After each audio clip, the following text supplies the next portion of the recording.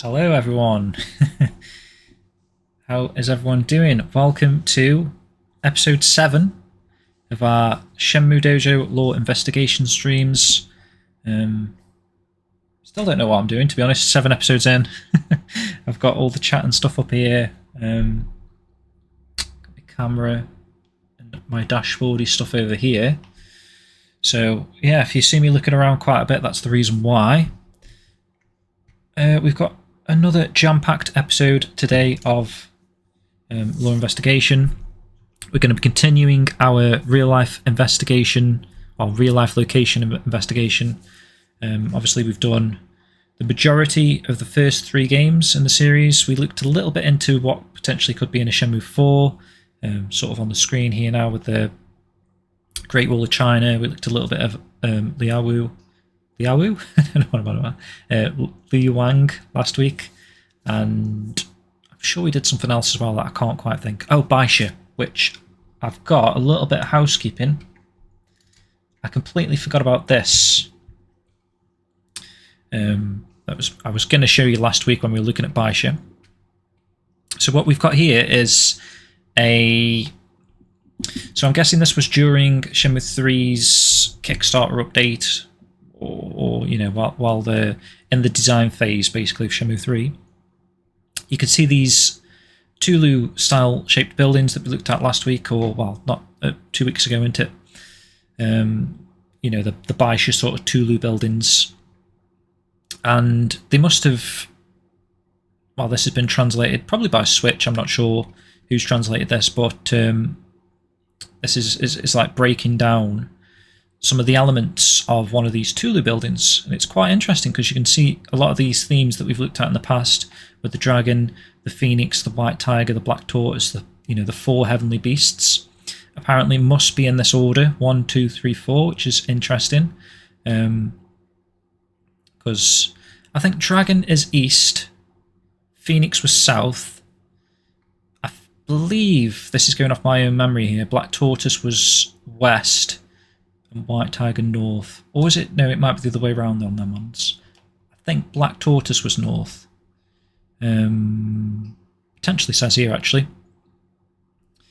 So the key that you get from the first guard you defeat gives you a dragon. Dragon key, perhaps. Maybe these were keys to unlock certain aspects of the Tulu building for them, the beasts. So white tiger, I'm guessing, is linked to the west side there. Black tortoise north. East is dragon, and south is this red phoenix, which we know is like the vermilion bird. And it does actually say here, so overthrow guard and get the dragon key. Very interesting stuff. There's a jail here, which, if you remember, I don't know if it was in a Kickstarter update, but someone did mention something about a jail cell, I think. I'd have to go back and check on that. We're planning on doing a podcast episode on all the Kickstarter updates, so that might be something that we come across. Me and Matt and our investigation there, but yeah, something about a jail cell, and I think Ren was like locked up. I don't know why they gave these details away, but I've got a vivid memory of Ren being locked up and Rio sort of infiltrating Baisha in this sort of warring, you know what I mean? What's that called? Warring. I can't even think myself. I'm supposed to be the Chinese law investigation expert here. The Warring Kingdoms, you know, how like you got all these hundreds of horses, horseback riding going down to attack. I don't know how that was going to work in Shenmue, but apparently that was the sort of theme there, so perhaps that could be the jail cell that was referenced in one of the Kickstarter updates, perhaps. Then again, we've got Dragon and Phoenix, and this is the entrance here. So is it a 2? It could be 2 buildings, or it could be like this is the upper floor and this is the lower floor, potentially. But really cool to see that design sort of document. I should have mentioned that last time. It would have made more sense last time. It would have fit in nicely last time, but unfortunately I missed out on that. But it doesn't matter. We've caught up now. So how's everyone doing in the chat, guys? I see Rennes is in. Sonosuke, thank you for the subscription. Much appreciated. That was awesome to see. Bliskin313, welcome. New chatter, possibly. And Rennes, and also Ginger Fairy. Nice to see you all in, guys. I've got so much to get through that this may be...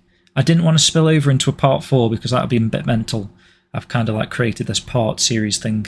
So I'm going to just go until we're done on this today. So hopefully you've not got work tomorrow. Anyone? So basically what we're going to do, let me just check my notes here just to... Yeah, okay, so today we're going to continue from where we left off with those sort of locations. Let me get the chapter tiles up just to sort of show you where we got to. Obviously we've looked at these now because we've got the locations down here, Luoyang. So we were kind of continuing from Cangzhou, but we're going to be doing this in a slightly different order, because for this particular part I thought it would be pretty cool to go through Switch's blog posts on Yu Suzuki's research trip, because then this is like the definitive. This is where Yu Suzuki went whilst he was in China. He was there actually on, you know, gathering information and research and stuff for Virtua Fighter 2 at the time. So this is like before Virtua Fighter 2 was even complete. You know, maybe they've done some of the groundwork on the game, but Yu Suzuki wanted to go there to get these vivid real-life images. He actually wanted to photograph some of the textures and use them in the game, and also sort of get the correct martial arts style, you know, Baji Quan and all these sort of moves that he was actually going there. He wanted to get hands on so he could feed that back into the game and make the most realistic sort of martial arts based fighting game. But obviously some of this spilled over into Shenmue, of course. He went on this research trip with a guy called Kazunori Uchida.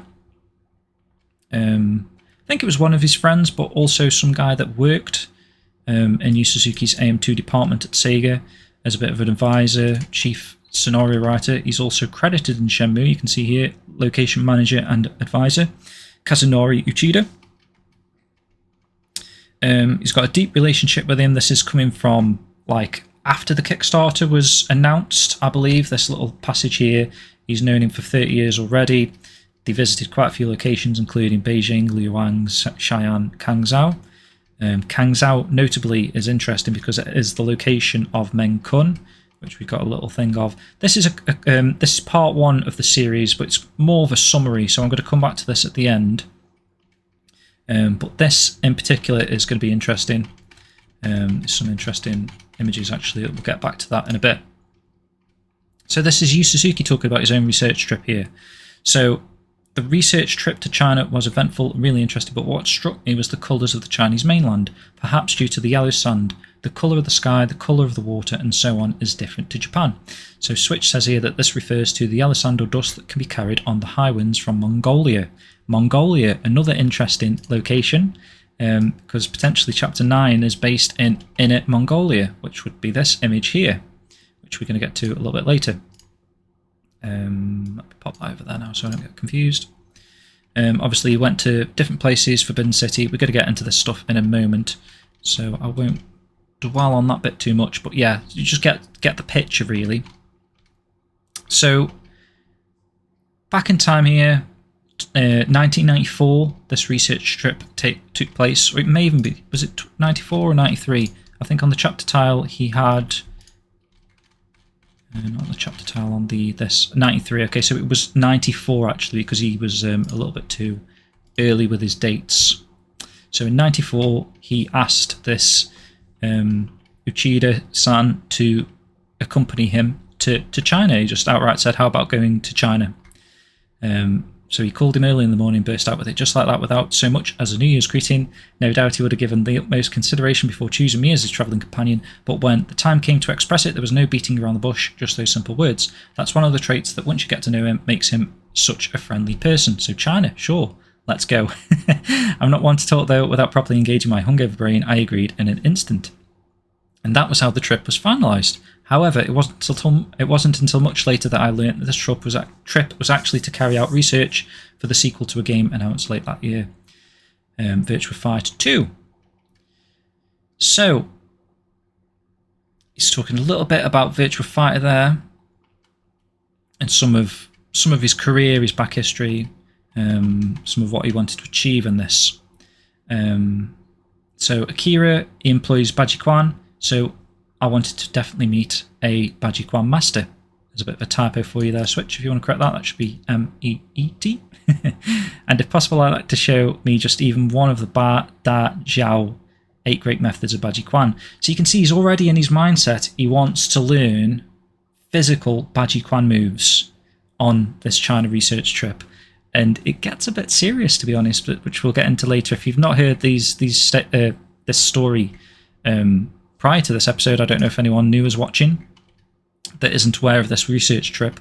I did put the first couple of parts in Shenmue World, continuing that obviously in issue 3 when I get around to that. I just think that this is a really cool documented trip that Uchida has actually created in his journal. So it starts off in Beijing, and what I've done, rather than have me continually talk, I've again gone back to Polly, and we've got a nice AI voice to sort of talk us through this. And here we go. Day 1, Beijing. Our Air China jumbo jet departed Narita, the main international airport near Tokyo, at 3 p.m. and arrived at Beijing Airport slightly behind schedule at 7 p.m. local time, 1 hour behind Japan. One might perhaps call it the scent of the continent. On disembarking, we were wrapped in a distinctive odor, like the dry smell of a summer beach mixed with the faint smell of car oil burning. Waiting. Can you hear this okay, guys? Let me just read the chat before we really dive into this. Hello Blair, welcome in. Master Mo, welcome in. Johnny Fraser, welcome in. Strictly Sega Europe, welcome in. Amazing to see you all in here, guys. Sai, you love me. Get you through work. Are you listening during work? That's cool.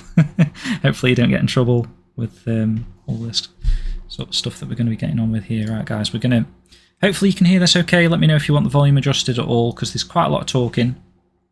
But we've got imagery to go along with it as well.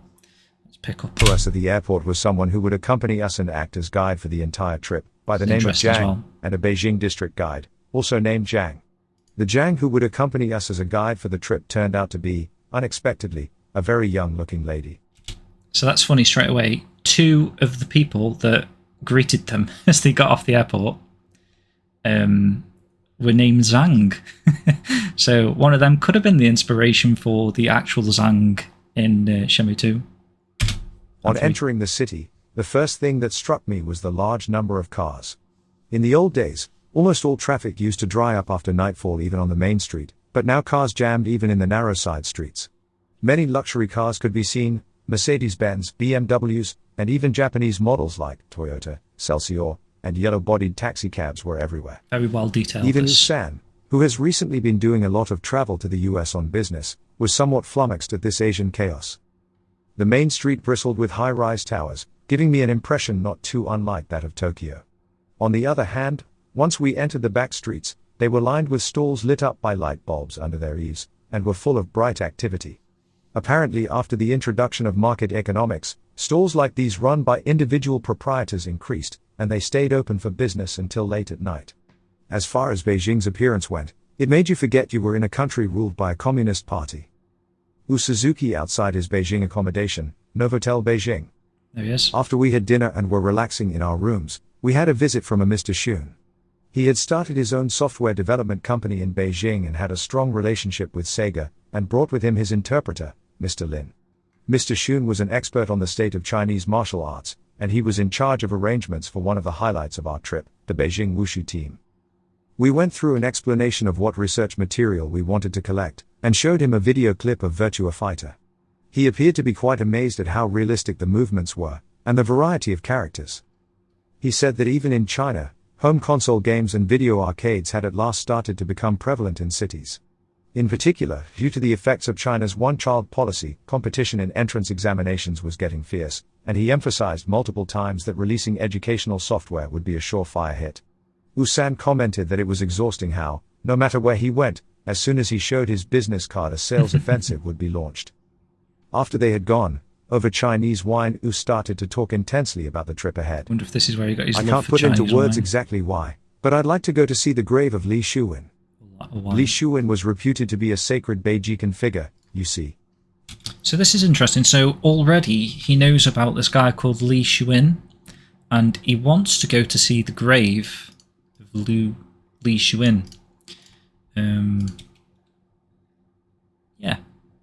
some interesting sort of connections that we might get to at some point. In fact, I actually based part of Virtua Fighter's Akira on him. He is said to have been legendarily strong, and apparently he took the lives of several opponents in matches. While being someone who mastered the secrets of the art of Beijing, he carried a dark shadow with him, remaining single and eventually is said to have been assassinated or lost his mind. Interesting. One of the most famous Beijing practitioners, Li Shuwen. I don't expect there will be anything in particular that I'll be able to make use of for Virtua Fighter 2, but I have a kind of feeling that, by visiting the grave of someone who dedicated everything to Beijing, I'll be putting soul into Virtua Fighter 2. To tell the truth, I don't even know whether he has a grave or not. But I believe that going to Cangzhou, which is where he was born and is the birthplace of Beijing, has significant meaning. So this guy apparently is born in Cangzhou, and I think later we get into the detail that his grave's actually in Mengcun. So obviously, at the start of Shenmue, Landy says about his father, that's the name of the man you killed in Mengcun. So that's potentially the connection there to this grave Yu Suzuki visited. Perhaps Landy's father, kind of inspired by this dude, I'm not sure. Obviously, Bajikwan Master, yeah, potentially. Even when I made a racing game, I drove a supercar myself, and actually trying it out on a course made a big difference. Knowing the real thing and not knowing it is like chalk and cheese. Before setting out on this trip, I released a racing game called Daytona, and at the beginning only a few of the development team owned a car, with many of them not even having a driver's license. But they did have plenty of experience at racing games, and hence were selected for the development, you see. After it had reached a certain degree of completion, I had a professional racing driver give it a go. The result was that he completely ripped it to shreds. He told us it was laughable. Until then, I had been holding back and leaving it over to them, but at last, they tearfully came to ask for my advice. Usan, we had such confidence, and now we don't know what to do. So my advice was, buy a car, take it somewhere like Daikoku Pier, a man-made island in Yokohama known for its street racing meetings, and actually experience the sensation of drifting.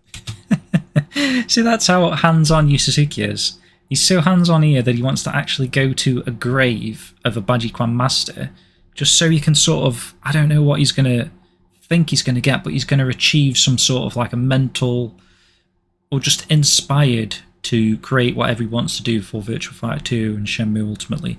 But here, he's had, or the team's created a driving game called Daytona, and the professional drivers like laughed at it because it's obviously not drifting like a car would. So Yu Suzuki's answer is to like physically go out your way to buy a car, Sega, and take it to a street racing area and start drifting, just so you can actually feel how it feels. He's very hands-on like that, I guess. Upon which, of the 12 members of the team, 3 of them took out large loans and bought sports cars. A Supra, a Celica and an MR2. As well as that, 2 others ordered cars like a Carmen Ghia. And 3 people who didn't have a driving license started taking driving lessons. That's and got a crazy. license. Following that, after modifying the game, the pro driver we had asked to test previously gave his stamp of approval, saying it was markedly more fun. The modifications made weren't particularly over-the-top ones like altering the program significantly, or completely remaking the hardware system. It was how it felt. Adjusting the feeling aspect just a little can bring it vastly closer to the real thing. Ultimately, I want to produce the feeling. That's why I have to do things like try driving in a Porsche on an Autobahn, a Ferrari through Monaco, a race car at the Fuji Speedway, or meeting with former F1 racing driver Alain Prost. And, on this trip, what I want to do is to go out into the Chinese backcountry and visit the grave. In his ever-friendly laughing face, his eyes were serious. Oh, he's amazing into Yu Suzuki. But I think that is a sign of a genius there. It's like doing things that others would perhaps not even consider to get the best out of the game. And obviously Daytona USA is an absolute classic. So whatever wisdom he bespelt upon those people who went out the way to like buy sports cars and actually test them out to then be able to like have the knowledge and the idea of how to design a game. It's just insane, to make it better. I'm doing fine, thanks, Johnny Fraser, by the way. How are you doing, guys? Yeah. Let's crack on. Day 2. Gathering textures in Beijing. Here we are. We wanted to go to Shaolin Temple as soon as we could for our first encounter with authentic Kung Fu, but buses and trains still don't run frequently in China and arranging the tickets was taking time. Holding our impatience in check, during the time before our night train departed we decided to make a typical sightseeing tour of Beijing, taking in the imperial palace of the Ming and Qing dynasties, and the religious buildings at Temple of Heaven Park where prayers are held for a bountiful harvest. Right. So this is where we're going to get into our first video. Oops, if I can type YouTube correctly. So you can already see Yu Suzuki here. He is at the Temple of Heaven area. And he's photographing. You can actually see, obviously this is, I suppose it's not necessarily black and white photo. I think it was because it was printed in a magazine called Beep.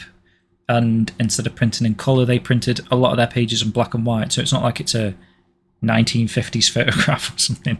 It's a modern day photograph, well, 1994, that Yu Suzuki, or well, a photograph of Yu Suzuki taking a photograph. And obviously, the way this little comparison shot that Switch has created here is like, this is the kind of stuff that he was looking at when he was creating his textures. I'm not sure, you can kind of see elements of that in the, obviously this is a screenshot from Virtua Fighter 2. Perhaps not that in particular, this is more, is it called Forbidden Temple? I think it is in Beijing. So all the way down here with the Forbidden City, which is also particularly awesome in the fact that if you look at the chapter tile, which chapter tile 10 is Beijing, which is this particular image here. Look at the staircase that Akira here, or obviously this is going to be Ryo in Shenmue, seems to be holding a character there. We have theorized potentially Ren, because if you notice, I don't know if you can see, this is your Ren sort of character with the bandana on his head. Ryo, throughout all of these images, does not have a bandana on his forehead.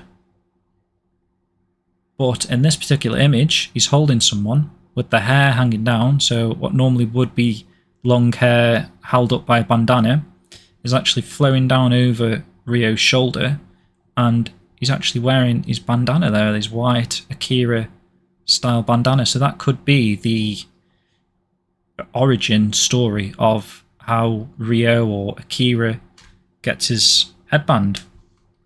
Perhaps. And this is why Matt keeps saying that he thinks that Ren's going to die, because in this particular image, it looks that way. He's holding the body of potentially Ren. And that's how, you know, he takes his bandana, puts it around his forehead there, and that's the origin story, a bit of like a memento from his friend. But this particular image in question, like I say, look at the staircase, the style of it. I've actually been to this Forbidden Temple, Forbidden City actually it's called, and taken a photograph from this angle, and it's spot on really, which you should be able to see it in this video, I think.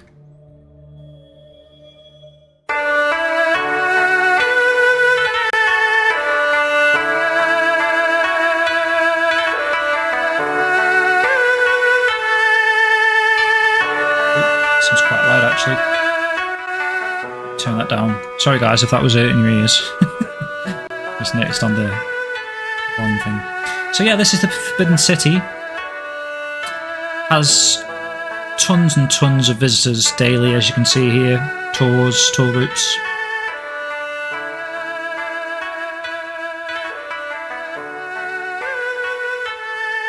And for this to be depicted on a chapter tile, it just would be insane, wouldn't it, if that's your staircase there. Let me try and pause it there. If Ryo actually visits this place, that's the staircase. So he's actually standing there in that image, looking down this particular direction. try and get a better shot or angle of that for you. You can see the grounds are just insanely huge. This massive courtyard.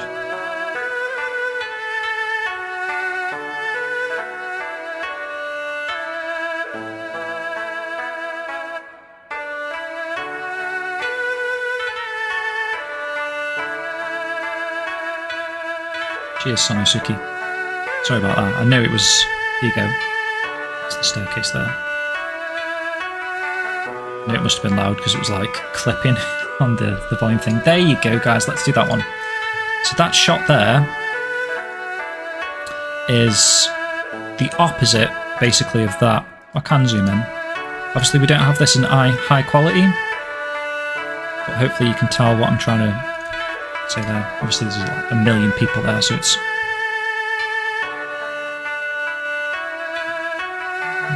Stone lines, which are common in China, so not really why I don't know why I'm pointing them out. But look at the quality of the building structure. So amazing. There you go. That's a really good angle of the staircase.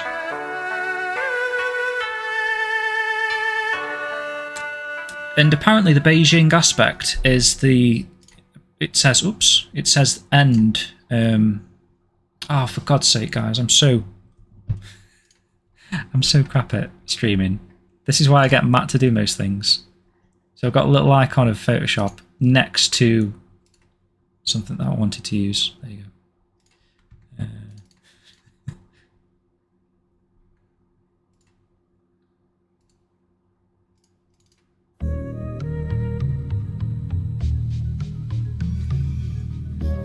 So shit at this.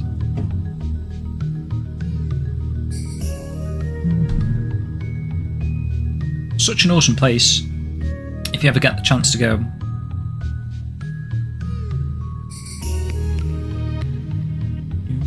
Some really cool stuff in there as well. Like, look at that. It's like very much mirror-esque looking thing, and you see loads of that stuff. Actually, the Suka Pass logo was created from a photo I took of a mirror-looking thing on a wall that was out. I think it was outside of the Temple of Heaven, so we may actually even see it's like on the way into the Temple of Heaven.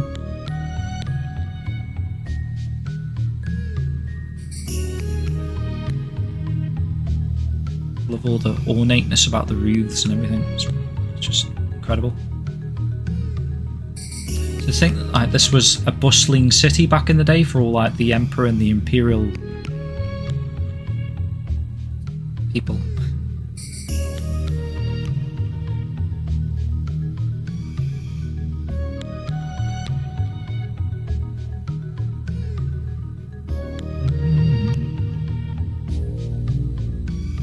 And what's crazy is that whatever you see here is like just the touristy bits.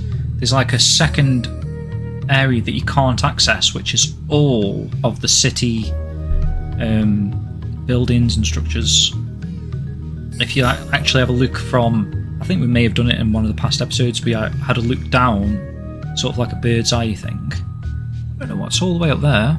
There you go, bloody hell, look at that. That's literally what I was just talking about. When you actually see it, I didn't know you could travel up here. I didn't do that. That is incredible, isn't it? When you actually see the depth of that whole... It's like a mini city, enclosed within itself. I don't know what they were, if they were houses back in the day, for like all of the imperial palace people, or they're all just like serving purposes, like, you know, like a ballroom, a meeting room, a games room, I don't know, but just it blows you away actually when you see stuff like that. As soon as we could for our first encounter with authentic Kung Fu, but buses and trains still don't run frequently in China, and arranging the tickets was taking I'll time. carry on from here. We were Holding close. our impatience in check, during the time before our night train departed, we decided to make a Barracks, typical maybe, sightseeing yeah. tour of Yeah, Beijing, yeah. taking in the imagine them all imperial walked palace around of the with Ming like and Qing these dynasties, and the religious buildings at Temple of Heaven Park where prayers are proper held for a clothing bountiful on. harvest. No doubt your ordinary tourist would use the time for taking snapshots of themselves in front of the vast buildings or of the views looking down from them, but Wu photographed only details such as close-ups of stone pavements and carvings. Mr. Zhang, our Beijing guide, watched him with a puzzled expression. Actually, for Virtua Fighter 2, I've been picturing something like the World Martial Arts Tournament grounds that's in the ending of the manga Dragon Ball. Now it's really starting to take shape. On the top of the circular mound at Temple of Heaven Park, with its surrounding decorations of dragons and phoenix carvings, is where I'll have a match take place. Let's just pause that a second, just while I double check these. So these are the sort of staircase shots that I was on about. And you can actually see how ornate just the middle part of the stairs are. You can see the same sort of ornateness within that chapter tile. Yeah, I don't think you can get any like ancient photographs. I don't know what I would type in there, but I was wondering if we could see what sort of outfits people would have worn back in those days. Here we go. Fashion, life in the Forbidden City. Let's have a quick look at this. Something I just thought about. So this is kind of what you'd see these... Right, okay, so this is the Emperor. The Emperor is the only one in the Empire who could wear the colour yellow or gold. For the rest of the people, this colour was taboo. Hairstyle. Looks like it hasn't got the rest of these images on this page, but that'll do. That was all I was hoping to see. Some sort of clothing style. She's wearing yellow. She's going to die.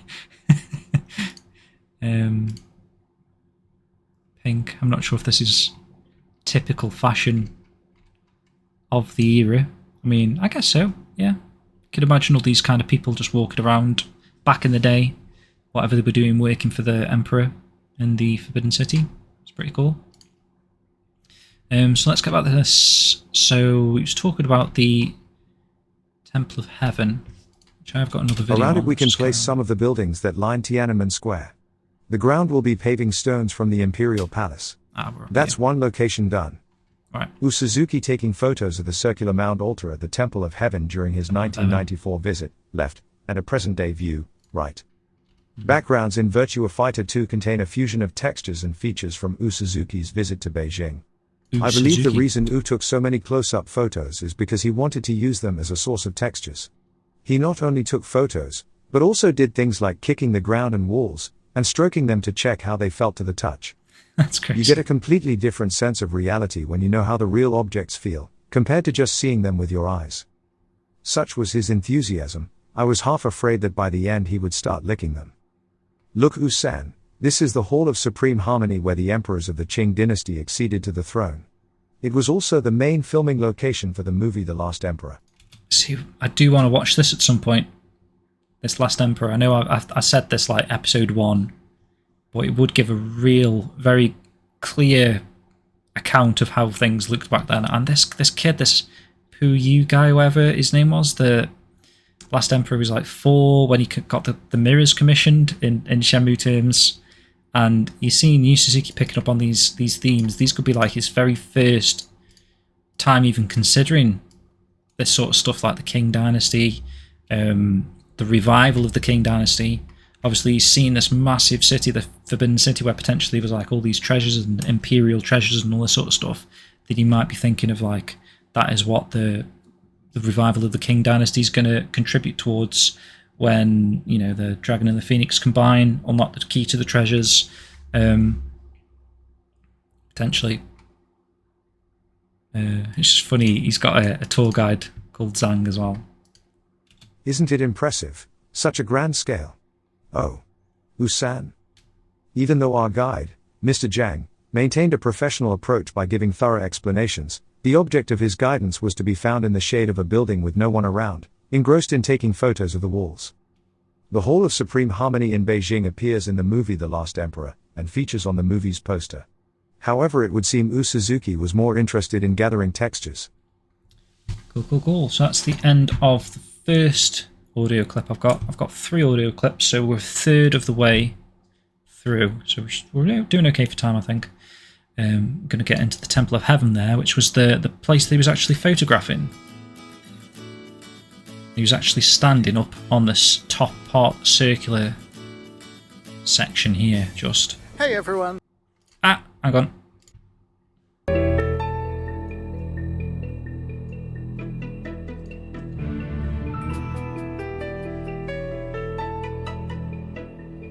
Temple of Heaven, Beijing. That is such a cool structure.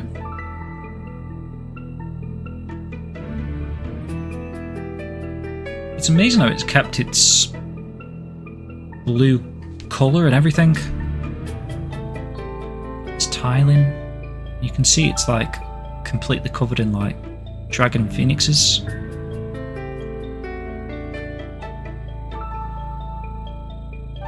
Lapis.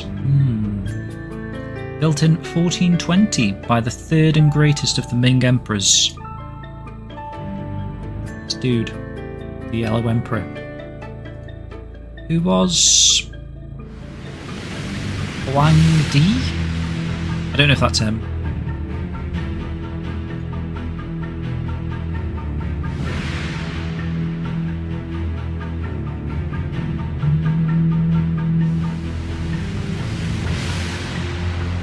I mean, in theory, no, I think it is the Forbidden City that Rio is in that chapter tile. I was thinking potentially could be there, but I think it was the other location.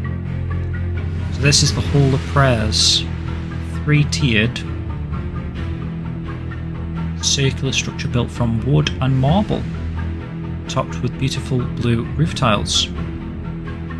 Here the emperor would come once a year on an auspicious date to pray for good harvests. You've got all this stuff, guys. Phoenixes and dragons. It's like where...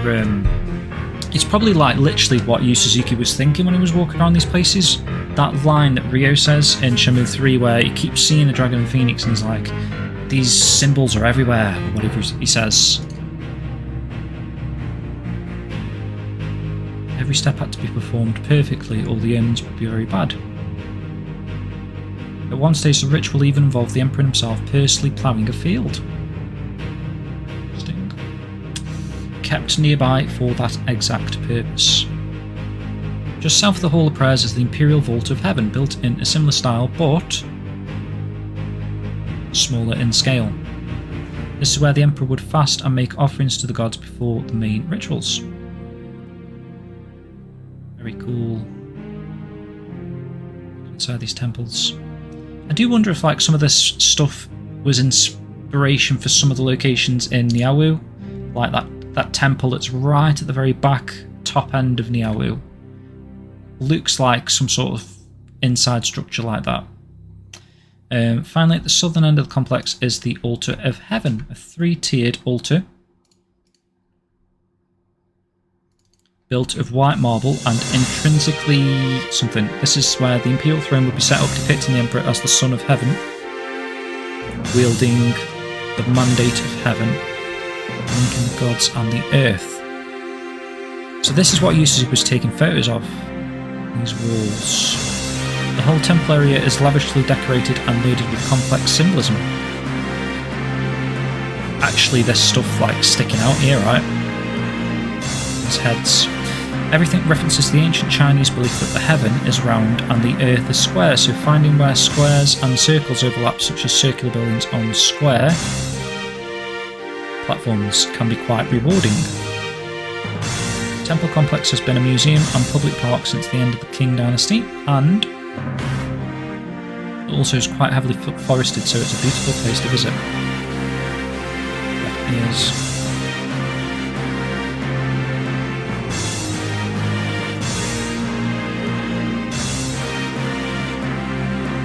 quite a big park as well, actually. I remember it took quite a while to walk around the whole thing. Oh, it's gorgeous. It's so vibrant. That's what I meant, like, how has it stayed that vibrant? Those blues. So we're going to move into day 3 of the research trip in a minute. Yo, Rye, how you doing, man? Those roof tiles actually looked like the mirror. Let me have a quick look at that again. These roof tiles.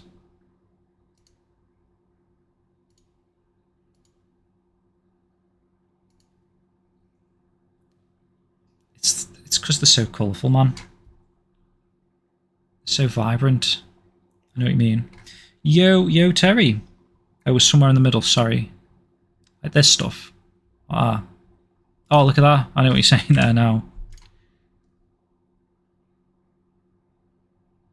That one. Right in the middle. No worries, Terry. Thanks for joining, buddy. We've done the Forbidden City and the Temple of Heaven so far. We're going to be getting into... So this is kind of what we were looking at a couple of weeks ago, this Liu Wang segment. Day 3. Luoyang, Xi'an and Denfeng. Our night train arrived at Luoyang at last the next morning at 7:25 a.m., after a journey of 14 hours. This town has been the ancient capital of 9 dynasties since being founded in 11 BC.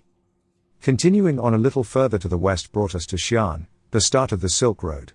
The dryness in the air was a reminder of the close proximity of the desert, with a faint layer of sand covering the street along which cars and bicycles were going to and fro. As Wu gazed at the town and the laid-back rhythm to which it moved, in marked contrast to the frothing Asian chaos of Beijing, he murmured, "At last it really feels like we've arrived in China, doesn't it?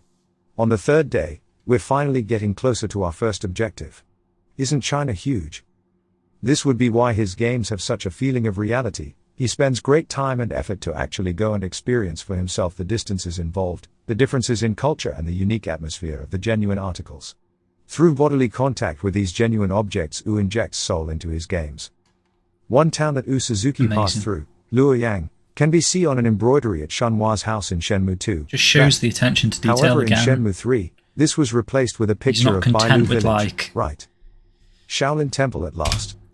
He's not content with like imagining how a place should be. He's like actually wants to go there and see it in person for himself. I suppose this was like before the age of like the internet, where you could just easily Google stuff like we are doing and seeing like close-up pictures or drone footage or YouTube videos or whatever to get the kind of look and feel. I suppose you could do it a little bit easier these days. But I still feel like even today, Yu Suzuki would want to be hands-on. Like a dragon writhing through the wilderness, the black and shiny road twisted its way steeply upwards. Unexpectedly, there was a great number of cars heading in the direction of Shaolin Temple. If our car came upon a dawdling vehicle ahead, we would overtake, regardless of whether we happened to be on a blind bend or not. So let me give you a little bit of context on this one. So he's heading to the Shaolin Temple now, in tow with his companion. And the Shaolin Temple, I believe, is Cangzhou. Yeah. So I think we'll look at chapter 8 artwork here, which is like this particular artwork.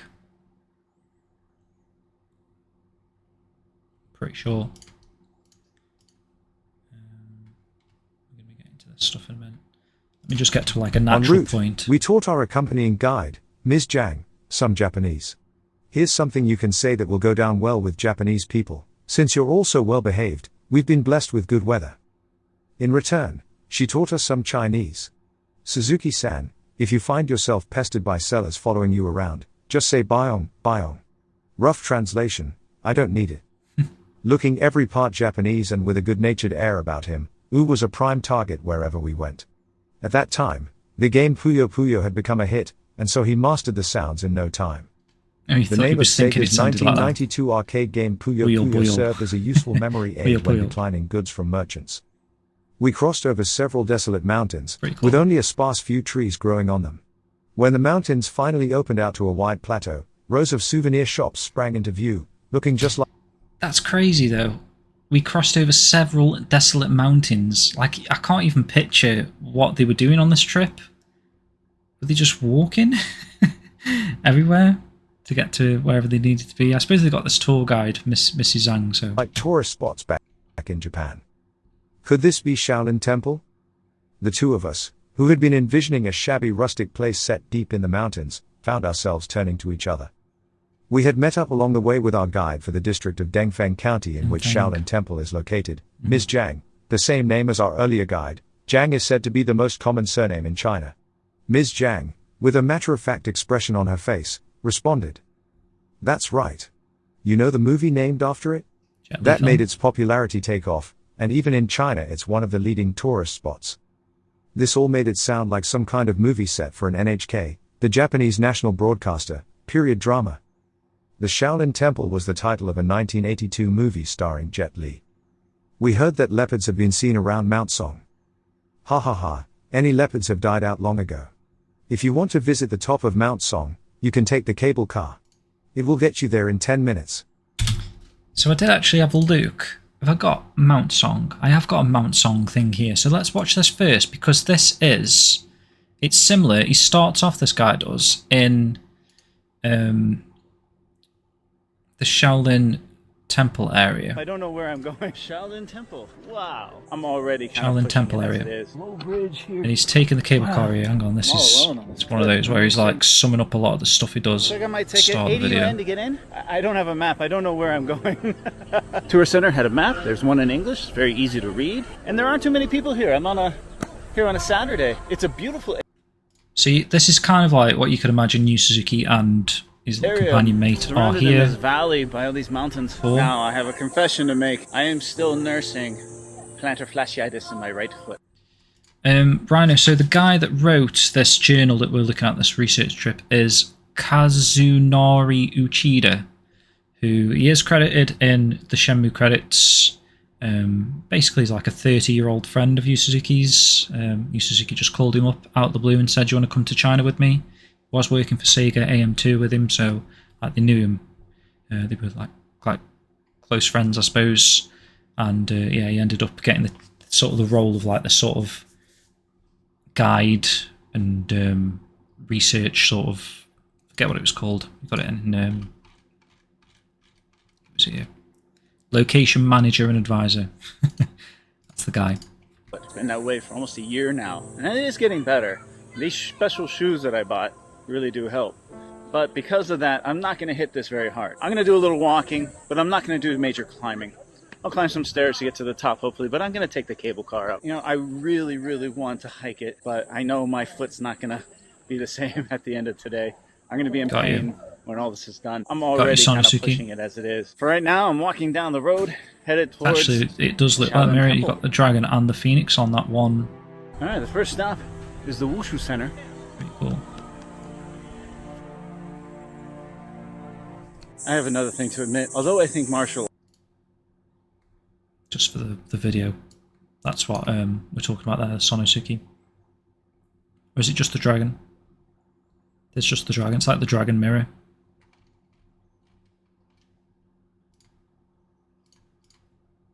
Arts are rather beautiful to watch. I can appreciate the history in it. I've never really been into it personally. Fighting is not my thing. Never really has been. But I can appreciate those who train their whole lives to be as good as these guys are. At the Wushu, they have the show. But they have an awful lot of gift shops. It's a lot more commercial than I was anticipating. Not a bad thing. What I don't like is people yelling at you saying, "Hey, buy this, buy this, buy this, buy this." Look, have a gift shop, great. If I see something I like, I'll buy it. But don't ruin the atmosphere by screaming, especially on the loudspeakers. I made it to Shaolin Temple, one of the most famous temples in the world, and the birthplace of Zen Buddhism. Not too many people here. It's okay. A couple tour groups, you know.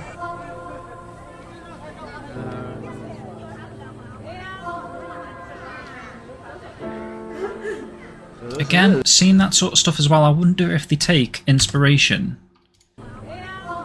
Like, I mean, I hope that we do get to go to like this place eventually.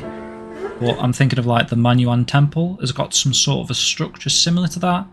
Again, I know that's like a very common thing, so it's probably just because it's a temple, you've got to have one of these god things that are in there. But so this is it. This is the famous Shaolin Temple.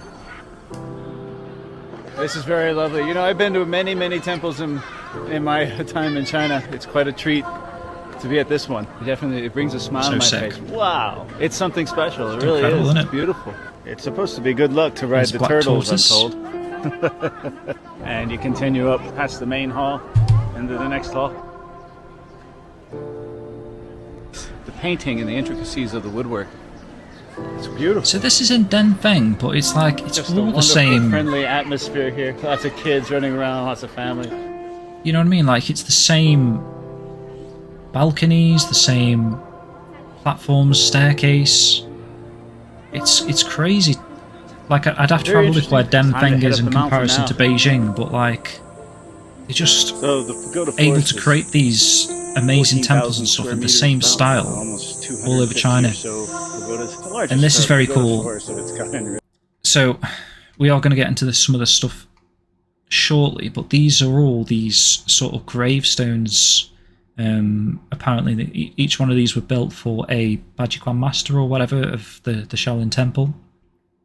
Whoever died got like his own little grave, mausoleum-y sort of thing. I've got a very early Rio shot sitting in front of one of these things, so this at some point is going to be Rio, aka Akira, Virtua Fighter 2 concept art this is, but sat in front of one of these mausoleum gravestones, potentially at the Shaolin Temple. So at some point it's seemingly heading towards Shaolin Temple, like I say, potentially the chapter 8, whenever we reach chapter 8 of the series.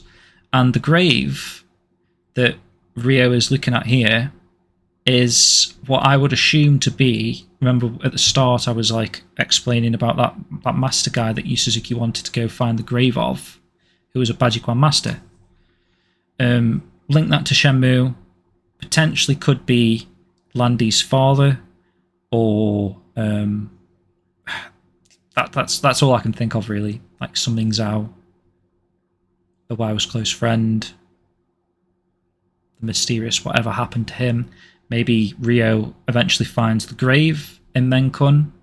That's the name of the place where, you know, killed my father, Landy says, or whatever. I can picture that as like a potential connection to this stuff. Really, very, very famous in China. So these the cable cars that Mrs. Zhang or whatever suggested to Yu Suzuki and Uchida-san. Go on the cable car, it'll take you 10 minutes to the top of Mount Song. I'm gonna do this one here. Go to the top of the Song Mountain. And I only have a couple hours here. I have to get back into the city for the night. And I'm dealing with sunscreen in my eye. Excuse me. It stings, man. Another place after seeing this I would love to go. The further up the mountain we go, Oh, cheers, Richard. more and more green and lush and beautiful off-white rock faces that expose themselves out of the green canopy. This cable car kind of skims the side of a valley. It's peaceful too. In the cable car there's no noise. It's super quiet. Welcome in, Retro Rio Azuki 81 as well. Come around nice to have you. This ridge here, the wind really picks up. You can hear it, you can feel it. The car sways a little bit more. I don't know how And Yu it's a lot Suzuki cooler, fits too. so much in his trip, because it's only day 3. So here at the top, it splits off into a couple areas. Head along the ridge towards a village. It's noticeably cooler out here too, and quite a view. He's seemingly like doing a few things in one day as well. He's like must just be bombing round. What a view though, yeah, This- like say. There's a 3,000 meter long pathway along the side of this cliff here. For all you rock climbers out there, here you go. I think they call Imagine it that, roll man. books. Some people call it swords. So you I can think kind of it's called- see why Yu Suzuki's so captivated by China after visiting there. And when I was looking at this, because I've handpicked some videos to show you guys that kind of like link to the topic of. I was seeing, you know how in Shenmue 2 the Guilin Mountains are very round, aren't they? And very like Guilin. If you Google Guilin and look at the images of Guilin, Shenmue 2's Guilin looks more like those mountains. Shenmue 3's Guilin, to me, with these mountains, kind of more resemble this kind of a style, like jaggedy rock with greenery on top. I'd noticed that when I was watching this. I was like, that reminds me of Shenmue 3's mountainy stuff. Low bridge here. Wow. And it's right off the cliff, guys. Oh, beautiful. What an insanely beautiful part of the world. I love walkabout. So kind of a low bridge. Crawling here. Oh, yeah. You can see here the trail goes off this way. Goes into that valley. And it's up this ridge. This is called Mount Song, by the way. To the temple. And That's where we're trying to go. Yeah. A Okay, so 30-minute these are the sequence with Shenmue. That take you up. It would Straight be up. amazing. That's the kind of It's thing a I path. want to do in Shenmue. It's gonna be a climb. I'm earning my money, man. It's quite a hike. People are just probably a sick of me hot talking about that summer walk day. with Shenmue. At least there's a If nice we could cool do breeze. it Yeah, it's getting again more in technical. these sort of locations, just having Alright. a walk, chatting to your friends, Ren and Shenmue. Loud, creaky bridge in the hands of engineers again.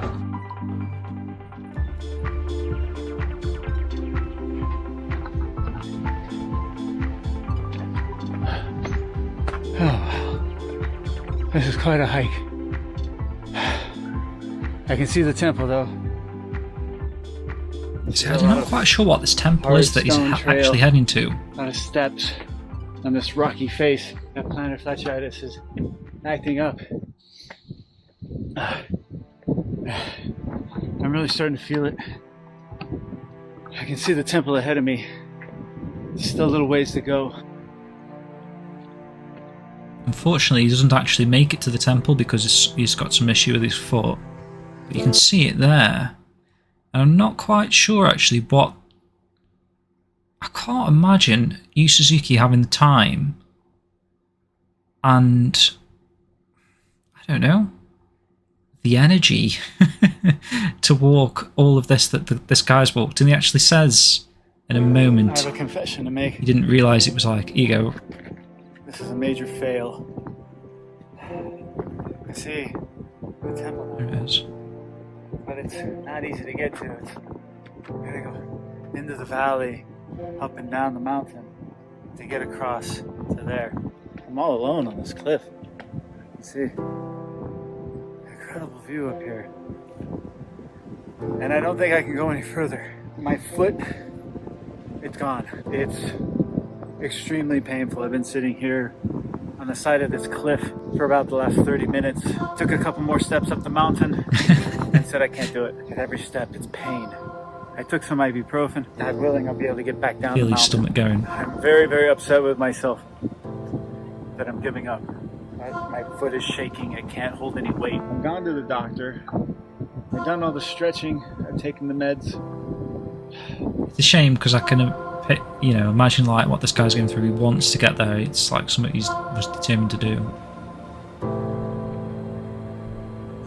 I was sort of the same when I was on the Great Wall of China. There was like, I just kept wanting to go further and further and further, and obviously at some point we had to stop because of time. Yeah. Foot's throbbing. A little bit further to go. I made it back to the giveaway. Oh my god, my legs feel like jello. I'm still really upset. I'm going to stop it there anyway because you've added a little bit of a glimpse of this mountain anyway that was referenced here. So we heard the leopards have been seen around Mount Song. If you want to visit the top of Mount Song, you can take the cable car. It will get you there in 10 minutes. So I'm not quite sure what the actual temple was that they were heading to, or that guy was actually heading to there. But The two of us exchanged looks once more. Once we had passed rows of souvenir shops, we came to an area with a number of stone towers standing together. They were hexagonal and looked as if Japanese-style pagodas had been stacked on top of one another. It was called the Pagoda Forest, 242 monuments, the graves of Shaolin temple high priests through the ages. Every one stood at least 4 to 5 meters tall, and in the bases were carved images of martial arts moves or the scenery of Mount Song, hardly reminiscent of tombstones at all. Wandering through this forest was somehow calming. Perhaps that's because lying here are those who ended their time in this world peacefully, without regrets. Wu told me that the scenery had given him a hint for another background location for Virtua Fighter 2. I've never seen scenery like this before, you see. Usually with backgrounds in games, they're drawn from the imagination, but you'd never think up scenery like this. It just shows what a difference visiting a place in person can make. Scenery that surpasses ordinary imagination, conversely gives it reality. And above all, it's something at the actual Shaolin temple, so if I were to use this it would definitely have emotional impact. very, very cool. You can actually see what he took away. He actually did go to the lengths of putting these hexagonal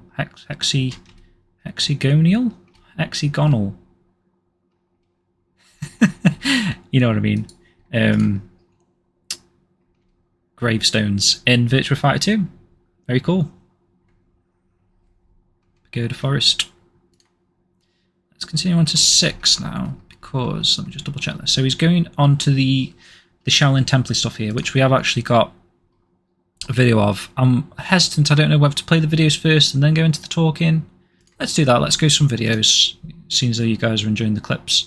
So this is another little glimpse of the Pagoda Forest, actually with some Baji Quan moves, and we may have to mute this, because I think this is going to be music.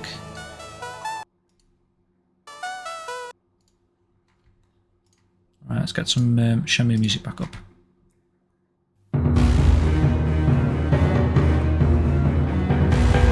Or stance music.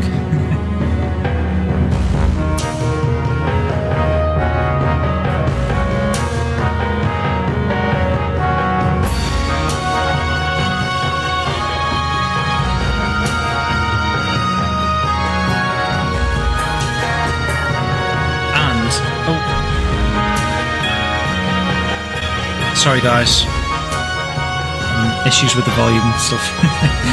I was going to say, and it'd be really cool if when Rio does eventually get to this sort of area, is these Shaolin monks, and actually, thinking about it, there is Shaolin monks, isn't there?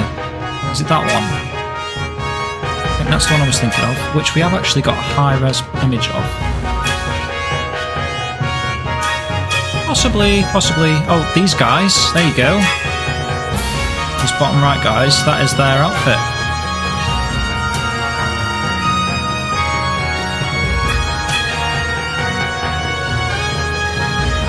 Is it still a bit too loud? Turn that down a bit more.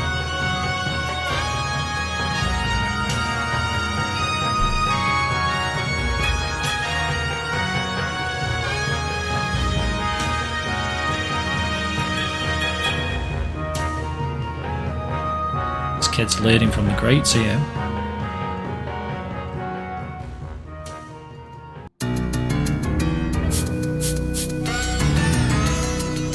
I first arrived, I practiced all day long, every day. I trained like that every year until now. To practice Shaolin Kung Fu, you have to be ready for hard training. I practice every day for at least 4 or 5 hours. Every day for 4 to 5 hours. Imagine that, guys. I suppose if that's your job, though. 每天5点半开始。 Each Get day paid, we though? go running at 5:30 in the morning. Was that's just Then your we life? You don't practice really for need. strength and basic movements for the rest of the morning. Probably don't need money, right? You In just the live. afternoon we practice fist, basic moves in the sets, and jumping. And in the evening we practice more strength techniques and go running and train the legs. 耐力还有各种腿法。 This is how we practice every day. 这就是一天的训练课程。 Every day without neglect.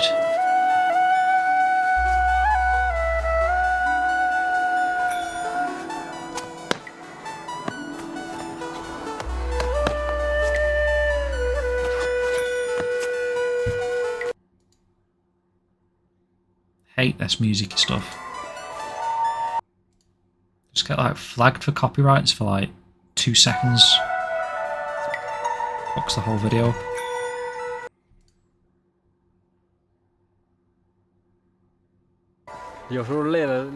Sometimes when he gets too tired, he doesn't want to practice anymore. He even wanted to cry. But he trains very Who is this hard, kid? which does impress me quite a lot. 我认为他 I think he must like Chinese martial arts very much because he came all the way from America to learn Kung Fu. 万水千山赶过来学。 I think this is very good. It's good for the development of Chinese martial arts. I admire him for this. See, if I could go back and be a kid again, maybe I would consider. Get to have like very supportive parents, I guess.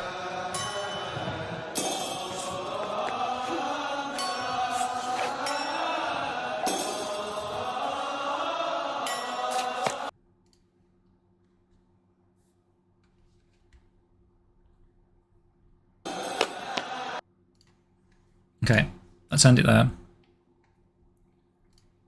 it's not so much like the monetization aspect of like muting the audio. It's like sometimes you can get audio that like completely blocks the whole video completely, like worldwide, which just, it doesn't make sense. That like for the sake of like a 10-second piece of music that isn't even like the main purpose of the video, it like screws the enjoyment of everyone. Suzuki, China Research Trip Journal. Shaolin Temple time. Shaolin Temple is where Zen Buddhism was introduced by Bodhidharma, Welcome in, who Abdullah. traveled there from India. It is said that he developed Shaolin Kung Fu to protect himself while training from the wild animals inhabiting the area, as well as to ease the stiffness of his joints from Zen. The main temple was set in a cool forest, and had a quiet atmosphere. Being a Zen temple, compared to the gaudier primary colors of other temples in China, it appeared much calmer and unembellished. What really brought home to me that we were actually in Shaolin Temple, was when we entered the hall. The floor of the hall where the monks practiced Kung Fu was laid with paving stones, and all over it were deep grooves. We were told that these were formed from the repeated action of feet striking the ground. When we tried placing That's a foot crazy. onto a groove, indeed it was an exact fit. The floor was like a monument symbolizing the unlimited power of humans. And you could actually see that just Drunken through boxing like and smacking inspiration. the feet on the floor. After coming to the 4th day since we landed in China, we at last got to witness Shaolin Kung Fu, in the form of a tourist performance by young novice monks going through a number of demonstrations. However, although these were novice monks, they were real Shaolin monks demonstrating famous styles such as mantis boxing and drunken boxing, and it was quite something to see in person. Drunken boxing in particular was much more distinctive than we had imagined, not to mention powerful. Wu couldn't hide his excitement. Drunken boxing. It's so dynamic, switching from lying down with limbs spread out, to attacking in a flash. At first he was like a piece of seaweed floating limply in the sea, seemingly having a complete lack of interest. Then, the next instant, he suddenly attacks. I love that misdirection. But it'll be tricky to put into a game. It would be overpowered if it were to be reproduced exactly like that. So obviously he did end up using that as Shundi in Virtua Fighter 2, and more importantly for like Shenmue people, I guess Master Su, Wine and Buns guy. Yu's pondering did not allay his concerns. On the contrary, it seemed to have Son. the effect of identifying further problems. Whatever his name is. Wu wanted to see even more authentic Kung Fu, and asked Ms. Zhang if she could arrange it for us. Ms. Zhang affirmed that she would arrange something for the next day that would satisfy Wu. It seemed that Wu was unable to stop thinking about drunken boxing, and he remained silent on the way home and even after we were back at the hotel. He was finally back to his usual self that evening, after a number of rounds of baijiu, a clear Chinese distilled liquor with 50% alcohol. A glass and that's what thingy, right? You have to collect in Bailu Village in Shenmue 3. Baiju. So you love me, I know. Can't stop thinking about getting drunk and fighting. Let's go to the Shaolin Temple video, because I feel like they're going back to the hotel and then the next day they go to Mengcun. I haven't memorized this Yu Suzuki research trip off by heart. Going for this now. Unfortunately, the following section of this lore investigation episode has been cut out to conform to the standards of YouTube's policies. If you are enjoying this current episode of Shenmue Lore Investigation, it is recommended to watch this cut segment via the Google Drive link below, which will allow you to watch the full unedited cut part of this episode in full. Thank you so much for all of your ongoing support, for all of the hard work we put in to structure this type of content for our fans. Let's get sweaty. So yeah, so Yu Suzuki's visited that temple. Those kind of monks, I think what they were saying was like a show from these novice monks who were putting on this sort of kung fu performance for Yu Suzuki, drunken boxing, whatever. And then they've just headed home from the Shaolin Temple, inspired, I suppose, to use that. That's where the Pagoda Forest sort of stuff was with those graves. Bottle of baijiu, Wikipedia. People talk about inspiration, don't they? Often it's thought to mean that something hits you out of nowhere, but that's not the case. For example, let's say you have a cup into which you add water, one drop at a time. If you keep on doing that... Hang on, am I still live?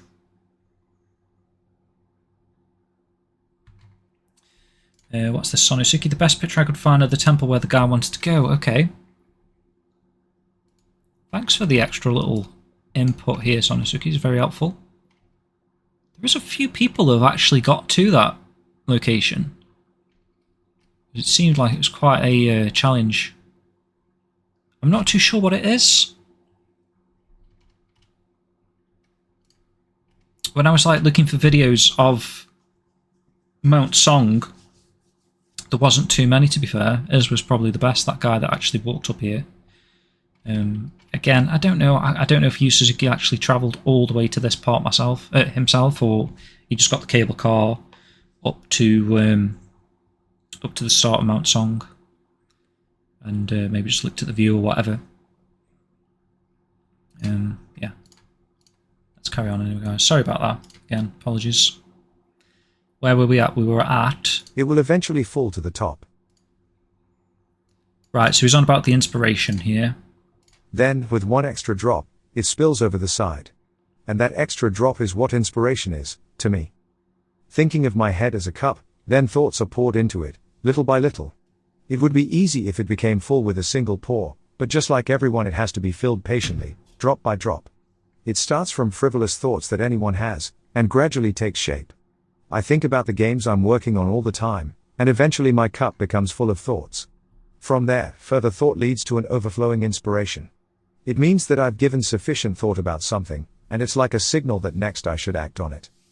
With Virtua Fighter one time, when it was just about finished, I was bothered that the characters of Wolf and Jeffrey were too weak. I had been trying to better balance their strength with the rest of the characters. Giving them a special attack would make them suddenly too powerful, but there wouldn't be any point in including them if they were left in such a weak state. These two would appear in my dreams, always in their defeated poses. So I was really stumped, just about this problem.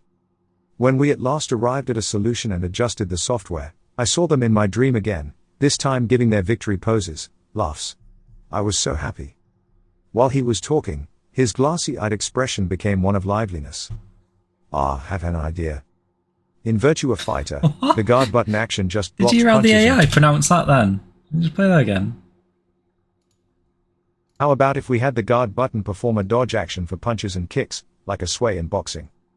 We can incorporate drunken kung fu by treating evasion in the same way as the attack moves of other martial arts. Talking, his glassy-eyed expression became one of liveliness. Have an idea.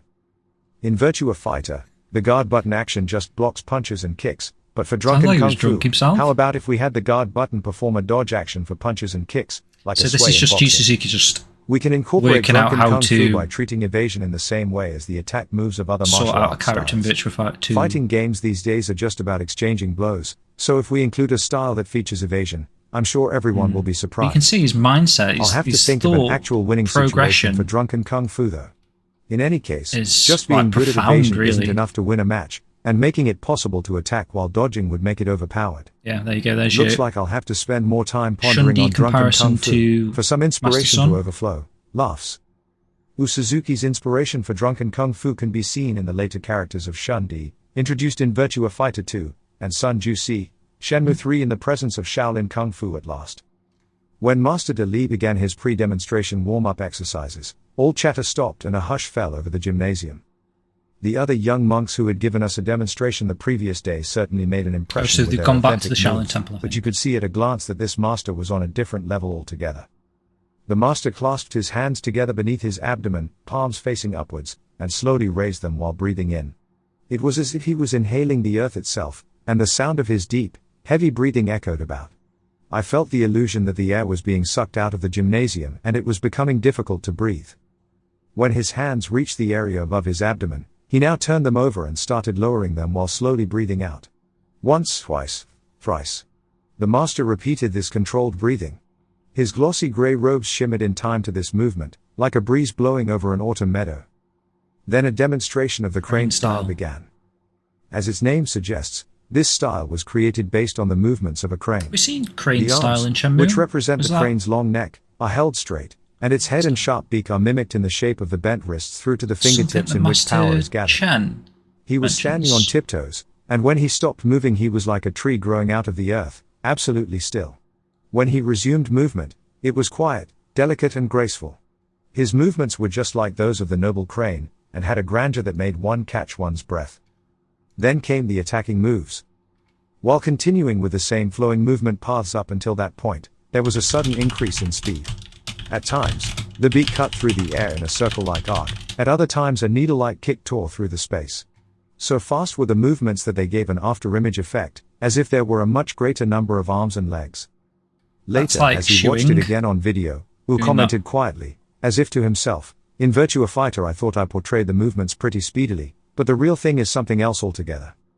Indeed, it was astonishing to actually see it before our eyes, something that almost seemed beyond the capabilities of a mere human. Another performer, who completed a demonstration of just 1 minute, ended up breathing heavily with sweat dripping from his brow.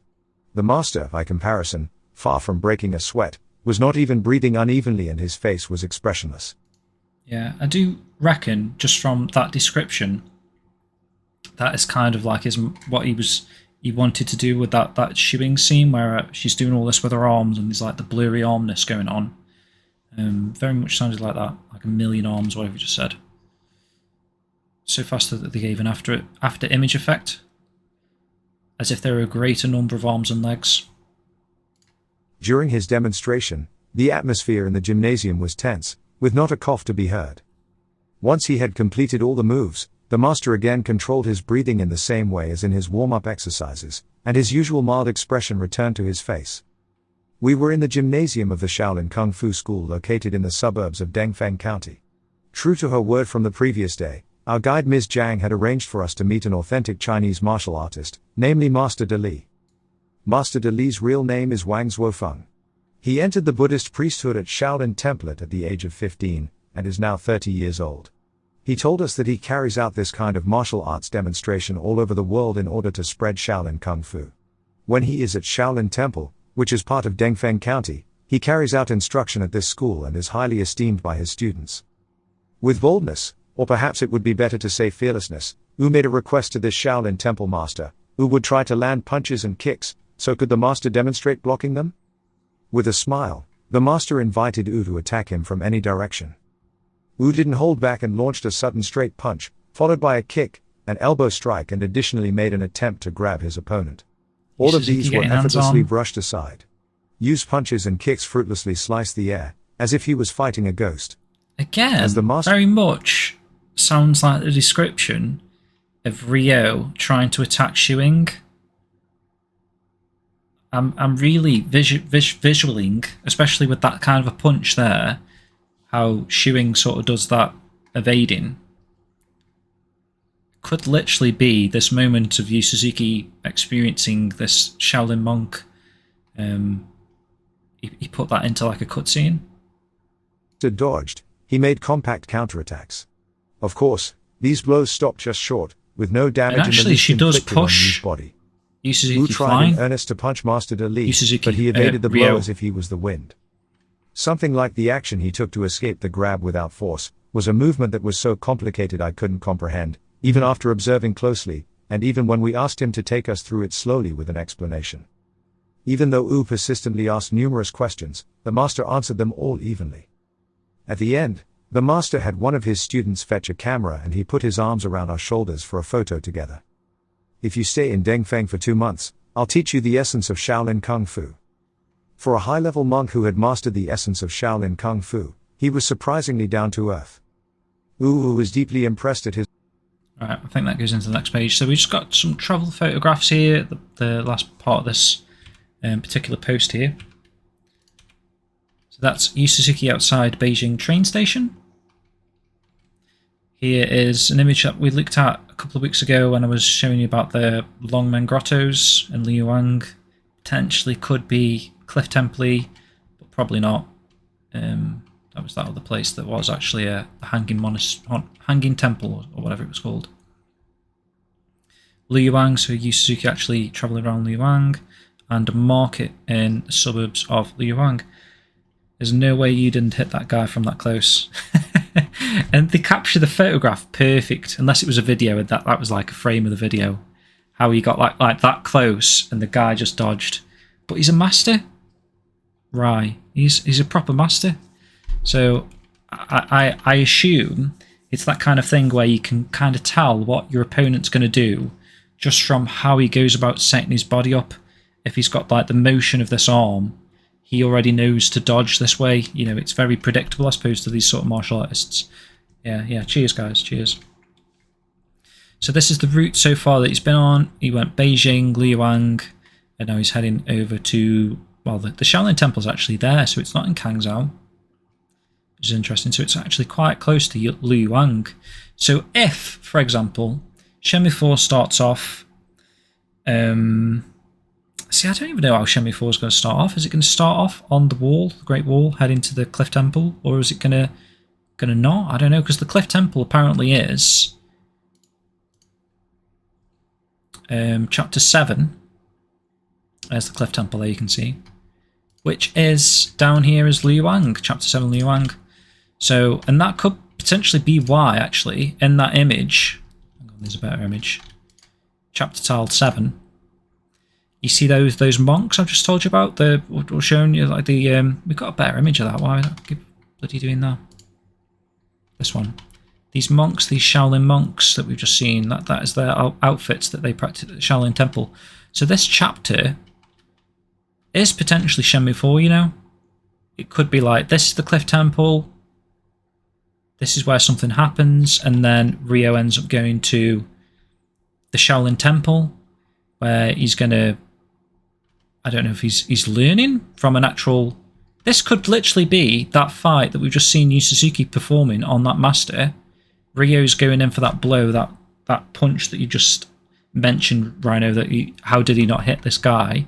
This could literally be that scene. Have we still got that up? I think it was the previous page, right? That moment depicted in a chapter tile. And that was that guy I was on about. You know, the guy that was like judging the Shaolin monk in that BBC documentary with the beads around his neck and that yellow outfit. He was like that guy in the middle, the yellow guy. You can see the inspiration from these things. It's really cool. So you've got these actual monks using these monkey sticks. Amazing. It's all coming together, the streamers now. Despite that little blip there, we are getting somewhere, I think. Right, let's go on to part 7. Because we've still got loads to get through here. I said I'm going to go until we're done. His martial arts demonstration, took his words seriously and even muttered, "After I'm back home, I'll adjust my schedule right away." After the ever-busy Master De Li left, his students demonstrated variants of Shaolin Kung Fu styles, one after the other. Xingyi Quan, Piguizhang, 7-star fist, Bodhidharma style, and Eagle style boxing. Every one of them was a style Wu was contemplating implementing in new characters. Wu was particularly taken with the Eagle and 7-star styles, and asking the student that had demonstrated these to teach him how to counterattack, he once again launched a strike.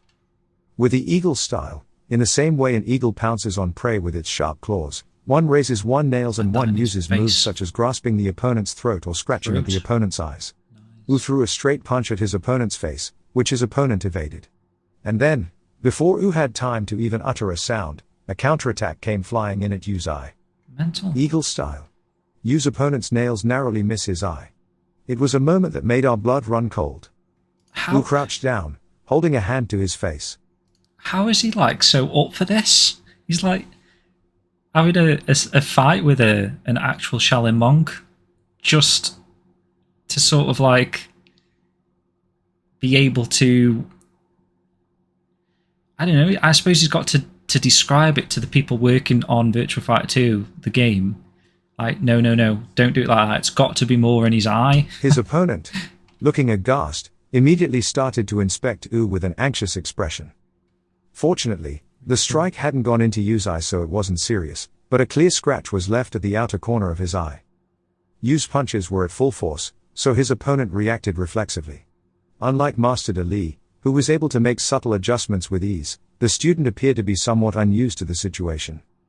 With the 7-star style also, the student's attempts to land his counter-attacks short were not effective, and his elbow struck Yu's chest.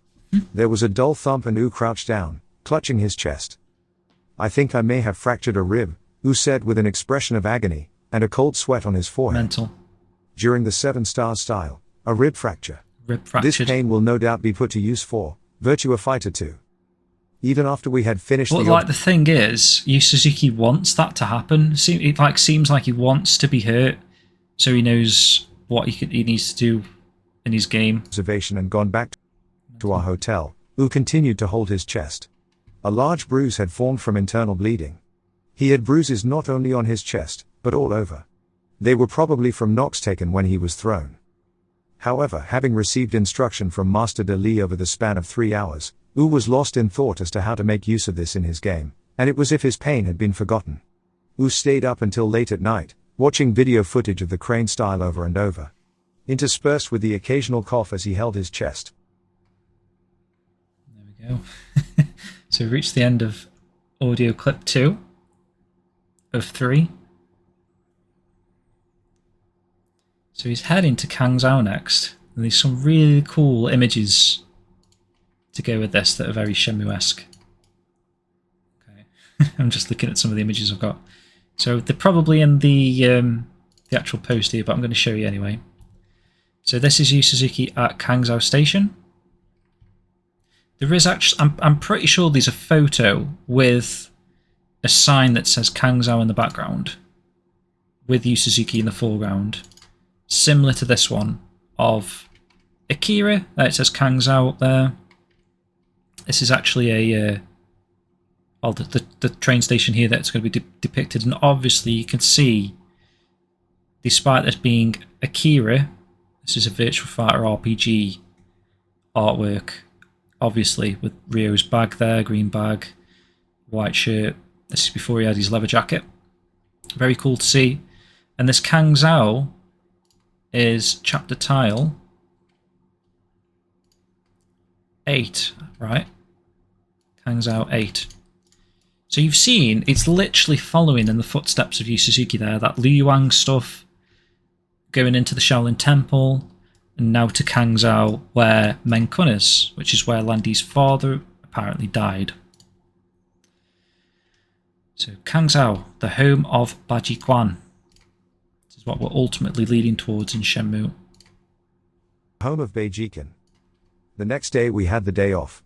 In the morning, I visited a museum in Luoyang, and bought a jade sculpture of the god Budai. Just looking it puts you in a happy mood, sculpture, as if he has swallowed the whole world down into his rotund belly, while chuckling it's all small stuff.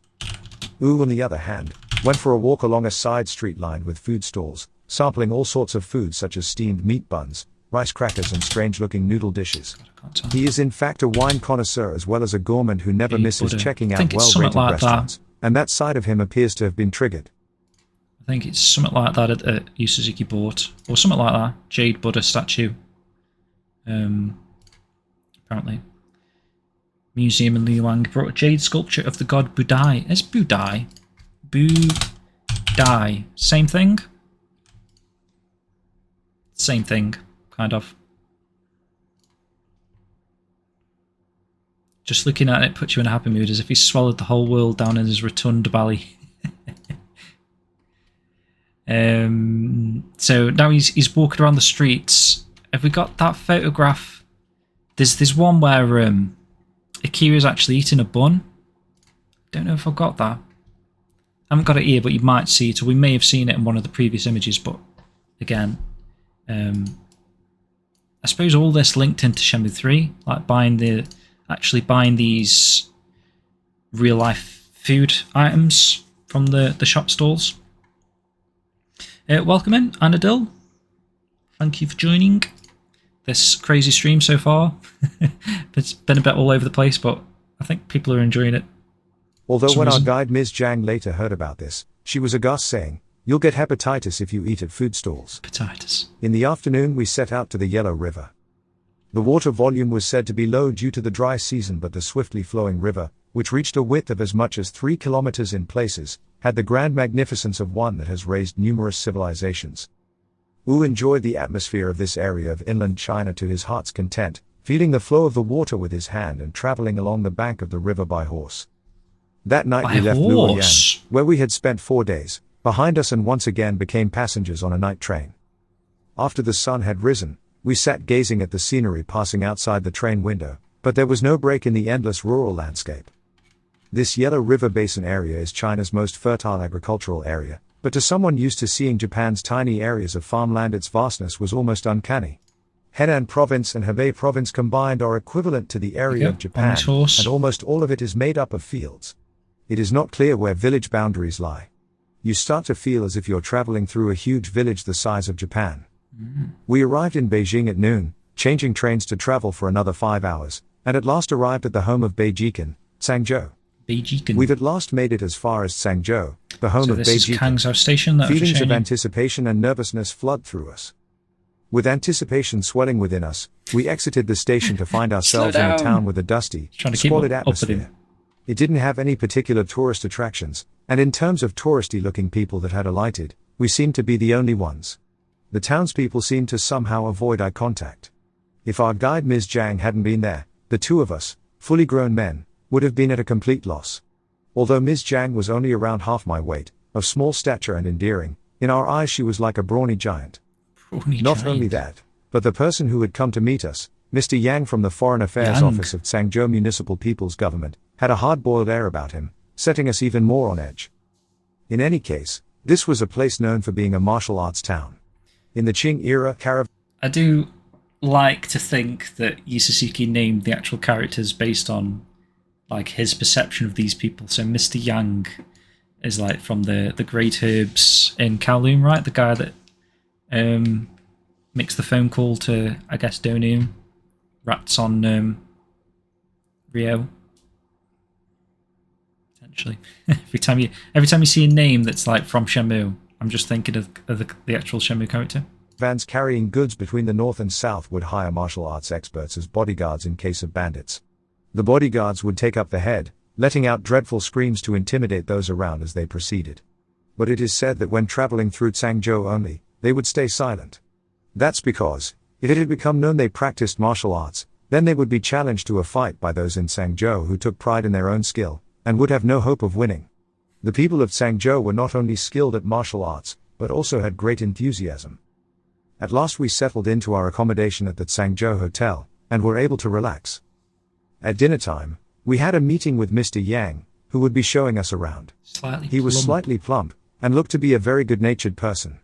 It turned out that he had graduated from Henan Foreign Language University ahead of Ms. Zhang.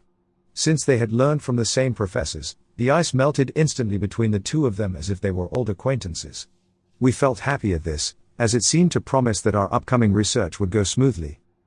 According to Mr. Yang, the grave of the Beijing martial artist Li Shuwen that Wu had been most looking forward to unfortunately no longer existed. Being all alone in the world, Li Shuwen died early in the Sino-Japanese War, and his remains were passed to relatives in Tianjin, but those relatives moved to an unknown part of the countryside of Sichuan province, after which all trace of them was lost. It was somewhat disappointing to hear this, but in its place he brought us an amazing present that made us want to jump for joy. Mr. Yang explained that Wu Lianjie, a seventh-generation descendant of Wu Zhong, the founder of Beijing, was a close friend, and on hearing about us he had invited us to his house the next day. As we had come all the way over from Japan, he wanted to help us in any way he could. Right away we would be able to meet a Beijing master. Wu and I stared at each other at such an unexpected turn of events. So this guy he's on about here, this Wu Lianzhu, which is interesting actually, because when you actually hear the Chinese pronunciation in the next video I got prepared for us, they pronounce this guy as Wu Lianzhu, which is either a massive coincidence or he literally named that book after this guy, Wu Lianzhu. I did mention this to Switch, and Switch said that Wu Lianzhu actually translates to something like martial arts book. So it could just literally be a coincidence, a massive coincidence. But it's I thought it was crazy when I heard it. I did like a double take. So here's just briefly Cangzhou railway station. Was literally mentioned a minute ago. If we can get it to load. So Yu Suzuki was sort of sitting out. Oh no, that was Beijing actually. Why is it so laggy? Perhaps don't need to worry too much about this video anyway. Just give you an example of the station there. Thought it was quite interesting. But this is the one we're going to be watching. Bit of a documentary here. This may end up being next Friday's chopped up video. Me reacting gobsmacked to that sort of style. I can't believe the home of Bajiquan exists. We've got volume. I'm trying to think. I don't think it's in English, so I may have to do a lot of subtitle reading. Hopefully you're down with that. Let's go. Let's see where Yu Suzuki actually went. Unfortunately, the following section of this lore investigation episode has been cut out to conform to the standards of YouTube's policies. If you are enjoying this current episode of Shenmue Lore Investigation, it is recommended to watch this cut segment via the Google Drive link below, which will allow you to watch the full unedited cut part of this episode in full. Thank you so much for all of your ongoing support for all of the hard work we put in to structure this type of content for our fans. Let's get sweaty. Bash me arm. Very cool. We're not going to watch this one. The only reason I had this one is because it was more outside, and I was just thinking perhaps Rio might be in this outdoory space in Mengcun. And again, we do see Master Wu. There he is again. Wu and Shu guy. Teaching some pupils in Mengcun. All this stuff's going to be linked below, guys. It's quite fascinating actually. Is that his family? I don't think this is translated, but you can see like old skill books. That photo of the family there. There he is. Is that Wu Lin Shu? Or maybe his father? I don't know. That's the one I want. Is it going to come? Yin and Yang. 그리고 오씨 계문이란 네 글자는 오씨 가문의 팔국권이 문파를 만들어 제자들을 받아들였음을. I don't know who that's supposed to be. It's pretty cool. It's like that Liu Wang sort of thing in the background as well. Yeah, so another like interview with Master Wu. Said he was good at calligraphy or whatever. Practicing martial arts again outside. Bloody hell, what was going on there? 어린 제자들은 잠을 쫓아가며 부지런히 팔과 다리를 놀린다. That's crazy. So yeah, I'll link that one below if you want to catch that one. There's a little bit more context behind some stuff. We're going to have to plod along here because we're already over. But I did say we're going to finish this, so let me catch up. It's like a family tree. Yeah, that book, Terry, that book with all the names. Very much like Wu Lin Shu vibes, I thought, with like the Landy's father's name and stuff like that. No way that the move books are real. Shenmue 3 is real. Disco Nab... Hang on. Disco Nab... Why can't I say your name? Disco Nabisco. Disco Nabisco. That's it. Disco Nabisco. Move books are real. Shenmue 3 is real. It's pretty real. The whole Shenmue series is like based on all this real stuff, really. The locations, the themes and everything that Yu Suzuki's like actually experienced. Wooed in real life, yeah. Yeah, it's literally that's how serious Yu Suzuki is. He's gone out of his way on this research trip to actually do that, put this stuff in the game for that reason. So where were we at? Beijing Master Wu Lianzi. Wu stayed up until midnight writing a speech manuscript ahead of his meeting with the Master of the Eight Extremities to be held the following morning. Up to this point, we had been traveling together like casual friends, but seeing him like this made me aware of the fact that he was in a position of great responsibility within Might be on to the Sega. next part. To think that he, a department head at a leading company, would go to the Chinese countryside like this by himself to collect research material seemed quite remarkable. Mr. Wu lives in Mengcun County, 70 kilometers south of Cangzhou City. Here we are. A county is an administrative division that equates to a town in Japan. The town is a Muslim Hui town, and Mr. Wu is also a descendant of the Hui people. We arrived in Mengcun County about an hour after leaving the lodge. We went straight to the Mengcun People's Government building, where we were greeted by Mr. Liu, the chief of the People's Government, who is the mayor of the town in Japan, and Mr. Wu Lianzi, an authentic practitioner of the art of Beijing. Oh no, I've drunk too much.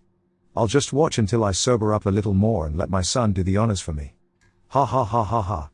Master Wu sat ha, ha, alongside ha, ha. Wu and lectured his 8th generation son, Wu Devai, and his number 1 disciple. I'm glad I The didn't most decide to important read all feature this of as well. Beijiken is that it is practical, close combat, just like Japanese judo. But what makes it different from judo is that, even though you are at close quarters, you can still effectively use one-hit finishing moves such as thrusts and kicks.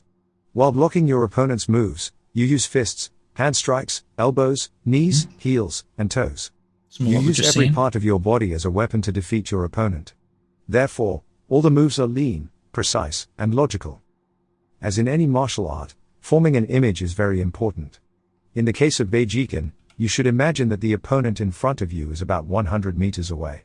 Then direct the strength and spirit to defeat the opponent 100 meters away, towards the opponent before you.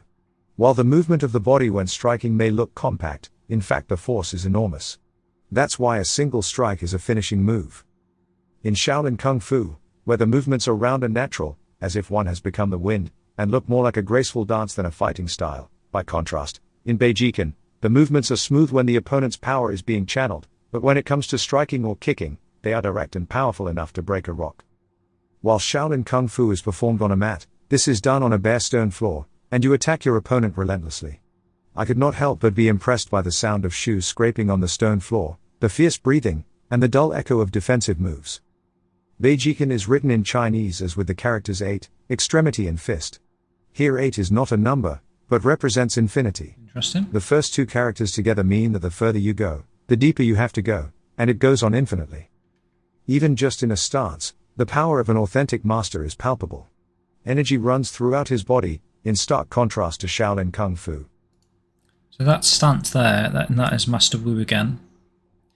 And I believe this is one of Yu Suzuki's photos. I think that's why it's in black and white, because it was from that Beeb magazine, like a Sega magazine. It's like your body check or counter. No, is that maybe like the counter elbow assault stance, sort of? Master Wu, a little bit younger than he was in that video, just. I had imagined that he would be an intimidating man, being a master of the so-called deadly style of Beijiken, but he turned out to be a kind-looking ordinary man with a smile peeking out from beneath his hunting-style cap. We were somewhat disappointed, but he shook hands with Wu and said in clear Japanese, "Hello, welcome to Cangzhou," and then in Chinese, "I have prepared a small banquet for you two for coming all the way. You must be hungry. Let's have a leisurely lunch, and then you can watch us perform Beijiken." He welcomed us in a friendly tone as if we were old friends. The banquet, however, turned out to be a tricky affair. Master Wu Lianzi, the 7th generation from Wuzhong, the founder of the 8 Fist. The hunting-style cap is associated with the Hui religion. With a feast laid out before of us, a glass of sherry was placed in front of each of us. As we've seen, have we seen a character with a hat like that? Like a concept art? I don't know. I've got something like that in my head. After the glasses were filled with a generous amount of white wine. "Let's welcome our distant guests, Ganbei." Chef Liu initiated the Ganbei, or toast. With Chinese toasting, you have to drink down the strong drink in one go and turn the glass upside down to show the others that it is empty. The hot liquid burns your throat, drops into your stomach, and sets you on fire. Even though it was broad daylight, the continuous Ganbei barrage was making me groggy. The essence of Beijiken. In other words, it is a martial art that is so profound that its essence can never be mastered. It's no longer a martial art, it's a philosophy, a religion. Mr. Wu has been practicing for 40 years, from the age of 7 to 40 years? 47. See, in that video but it he says said he is 50. still far from the stage of mastery. That's what I like about it, Wu murmured. That's why I want to have Virtua Fighter's protagonist Akira study Beijiken in the second game. It's a simple martial art that pursues strength to the limit. There is no pretense at all, and the number of techniques is extremely small compared to other martial art styles. See, he's already basing Shenmue on this sort of arc. He wants Akira to study Bajiquan in the second game. Ryo's studying Bajiquan in these games, and he's just saying like these like an extremely small amount of techniques, and obviously each scroll is its own technique in Bajiquan. Which is interesting that Ryo's like gradually learning them from different martial artist teachers. thoroughly masters. rational. However, as the useless parts have been trimmed away and knowledge deepened, it has achieved a quite mysterious strength. It may look rugged on the surface, but I think its inner beauty and inner radiance is the most amazing thing about it. In terms of cars, it's like a Ferrari. Ferrari is a car that pursued only speed, so any part of the car that is useless has been completely eliminated. Take the F40, where the door handles are just cables, and the windows only open a little. There's no choice but to open the door by hand. Not only that, but the second gear cannot be used until the oil warms up, and if you treat it roughly like a normal car, it will break down in no time. But it is the fastest car in the world. That's what makes it so beautiful. The master answers Yu's questions seriously. Wu is unable to hide his excitement at being before a genuine master. I think it's the same with Beijing. I think it is the strongest martial art in the world. No matter who your opponent is, when you fight, you go all out. For example, Li Shouwen is said to have killed many people in his lifetime, but that was because he went all out, even against weaker opponents. That Li Shouwen was the guy we looked at right at the start of the show. Yu Suzuki says he wants to visit the grave of him. To go easy on someone is an insult to the opponent, and more importantly, it is an insult to Beijing. I guess that kind of strictness fits my own lifestyle. I think that's why I became so interested in Beijing, and why I wanted Akira, one of my alter egos, to follow the unadorned and strict way of Beijing as he grew up. My alter egos. Also, through Akira and Virtua Fighter 2, I wanted to show young people that such a wonderful martial art exists. He sees Ryo in himself. Today's culture is all about looking good, but there's nothing in it. I think it's important to be hardcore. Looking back on it harks back to like that where we were just comparing like the arms and stuff, like shoeing, learning from these masters, and like Yu Suzuki actually getting hands on in these fights, and like that could be inspiration for the cutscenes. If Yu Suzuki sees Ryo in himself, he's like trying to portray that in the game. So Ryo is like this guy, he doesn't really know what's going on. He wants to study these martial arts, Bajikwan and stuff. He wants to improve his martial arts stuff. He goes in with a punch like you would do. And this guy, you can't believe this guy is like defending so amazingly. And that's how you learn. That's how Ryo's learning. This is how Yu Suzuki's learning. I think there's a nice sort of when you think of it like that, like the character is embodied from Yu Suzuki's experiences here. Games that Wu has created, I feel that hardcore is one of the key words that comes to mind. His method of creating games, thoroughly simulating the real thing and then narrowing it down to the parts that are necessary. The idea of having professionals in the industry work on the game to make it the most fun possible, the way he immerses himself in his projects. He even makes time to come all the way to rural China. In every way, he is a hardcore artist. Crazy, isn't it? In the course of our conversation, Wu asked Mr. Any Wu other to game teach him some designers are like Beijing on this moves. level. As with the Shaolin Kung Fu demonstration, Wu would kick and strike with his fists, and wanted Mr. Wu to demonstrate moves to avoid them. Wu about to challenge Master Wu to a fight. One wrong move and he could be seriously injured. Master Wu quickly dodged Yu's initial straight punch and knocked him to the cold floor. There was a dull thud, followed by our translator Ms. Zhang's shriek. Sorry. I'm still a little drunk and couldn't control my hands. So Master Wu's drunk. Are you okay, Mr. Suzuki? asked Mr. Ken with a chuckle as he helped Wu up. In the blink of an eye, Wu is slammed into the cold floor, unable to even groan. The speed was astonishing. The faces of everyone watching, including Ms. Zhang, had turned pale at the severity of the sound. I also thought that 2 or 3 of his bones might have been broken. It's crazy. The day before, he's had his ribs broken, internal bleeding, and the day after, he's still keen to get hurt even more. Wu, however, stood up, holding his lower back, but smiling. Wow, that's indeed the real thing. My body felt it.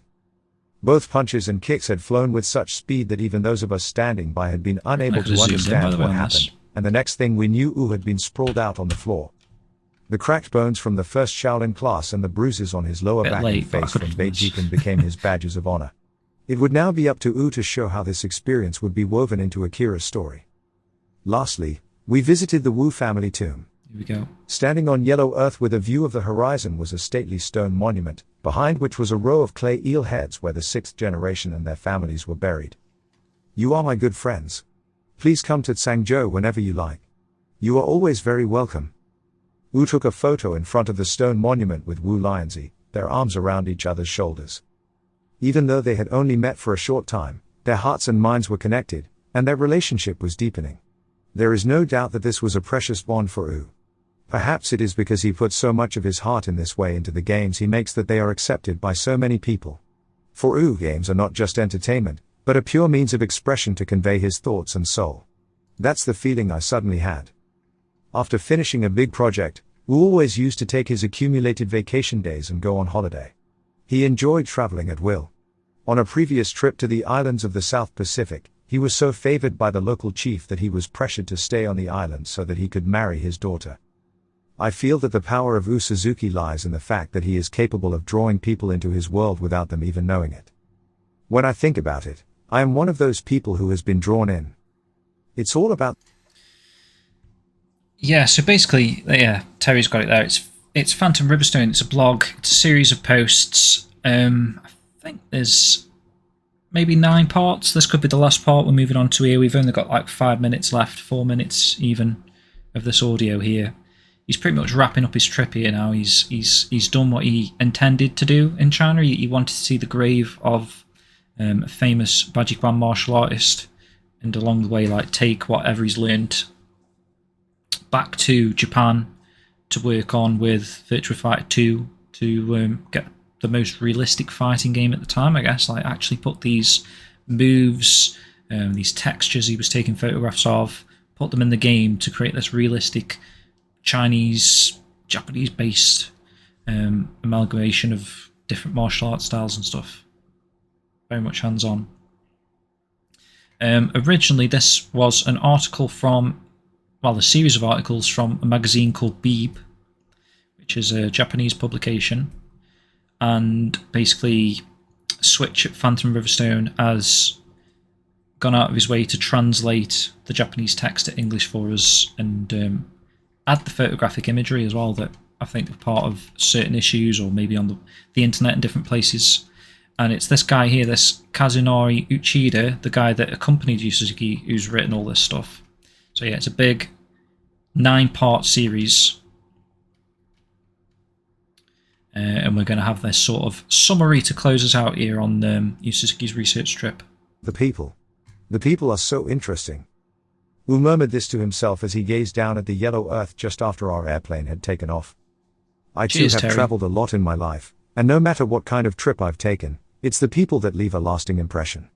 I think the degree of fulfillment you get from a trip is determined by how many rich encounters you have had. And that's another thing he spells into Shenmue, this like narrative of friendship, making friends with people like these. He says it's the people that leave a lasting impression that he meets along the way. I think he's instilled a lot of those things into Shenmue, definitely.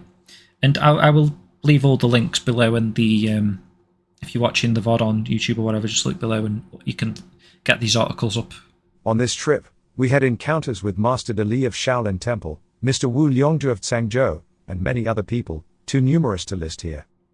China is a country with a very complicated history, and it has been subjected to many upheavals, including the Cultural Revolution and the Tiananmen Square incident, just to name a few. However, despite the fact that everyone here has been through such rough times, everyone was frank, friendly, and very big-hearted. Wu lost in thought at the Great Wall of China, reflecting on his 2-week trip. 2 weeks. As we would be leaving Beijing early the next morning, we had our last meal with Ms. Jiang, our guide who had been most helpful to us during this trip. As we ate, the topic of conversation turned to what our favorite word was. Wu wrote the word energy on a paper napkin close at hand and held it up. Ever since my career began, my favorite word has been the thing I want the most at that particular moment. Game creation involves a lot of trial and error, and a lot ends up coming to nothing. That's why I want the power to make something that's hard work not feel like hard work, both mentally and physically. My own favorite phrase is infinite bounds. It doesn't really have any deep meaning, though, I explained. It's just that ever since I can remember, I've had a strong longing for vastness.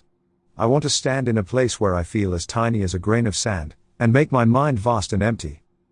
After each of us had spoken in turn, Ms. Jiang spoke softly with a shy smile on her face. I haven't found a word like that yet.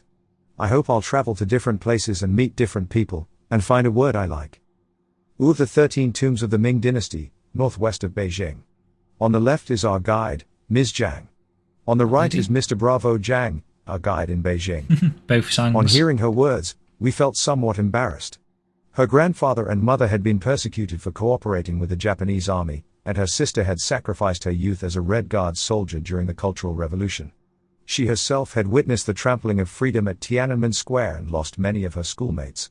Her past was one that Wu and I could never have imagined, yet she remained humble, and it was then that we realized that we didn't understand anything. However, it is precisely because we don't understand anything that we had come across to China, and continued to look for something that could not be clearly defined. Perhaps what Wu was looking for on this trip was not moves for a character to be included in Virtua Fighter 2, or specific scenery to use as a background image. If it had been merely something as superficial as that, it could have been gleaned from looking at photo books or guides while in Japan. And yet, he went all the way over to China to meet with people, and the reason for this is that he wanted to reach out with his own heart and touch the spirit hidden behind. Wu went to China in order to breathe that spirit into his game. Some time after returning to Japan, Wu said that he wanted to create a character named Hong Wu in the image of Ms. Jiang for Virtua Fighter 3 or 4. I can't wait to discover what kind of reality Jiang Hong Wu, a girl who exists in the real world, will present when she appears in Yu's game. That's the end of the audio.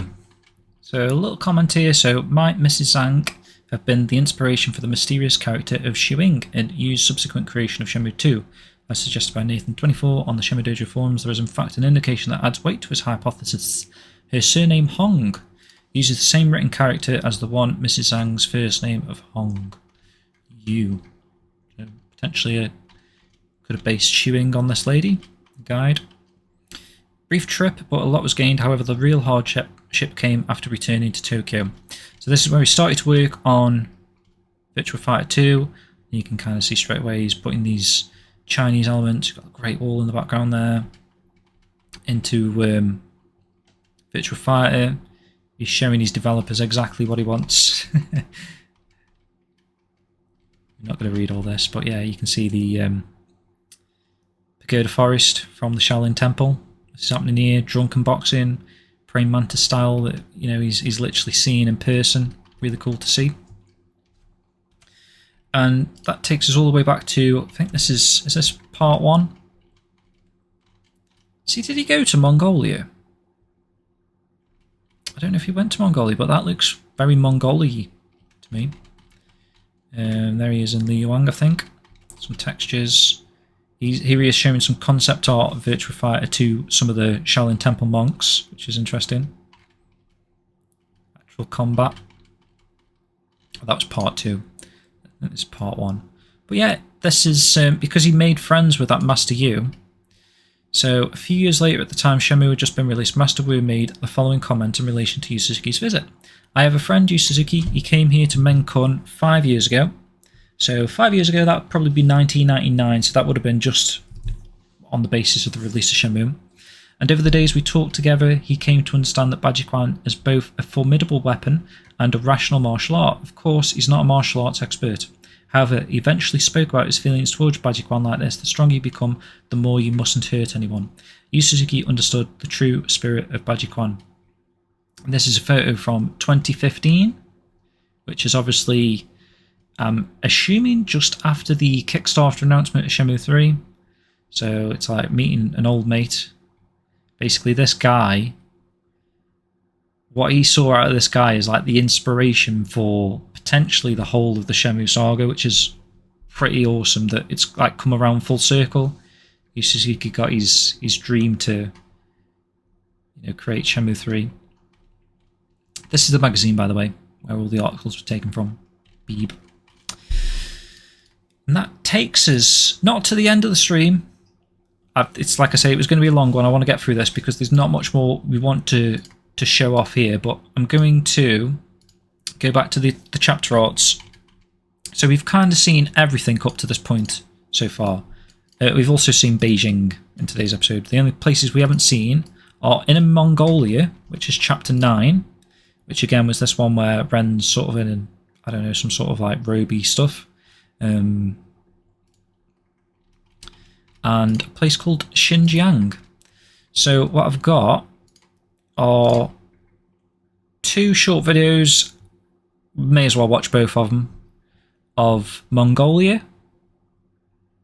Again, we don't really have much information guarding Mongolia or that other place I've just mentioned. Let's put some music on. Battle with monks, what's this? Oh yeah, okay.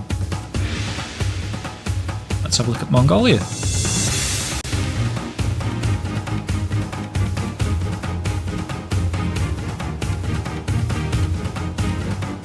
Hopefully you're still enjoying the stream.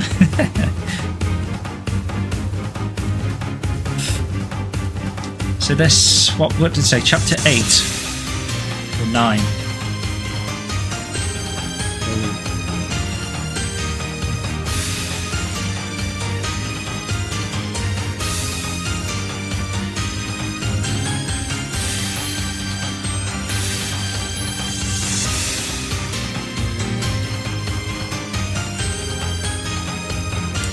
Yes, Shensun, that's true, because he is a Mongolian sort of wrestler guy, right?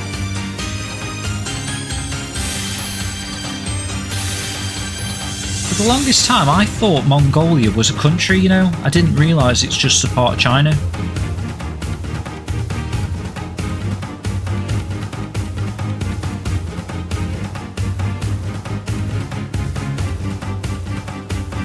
So I don't know if Yu Suzuki actually travelled here, he's just, this is part of his research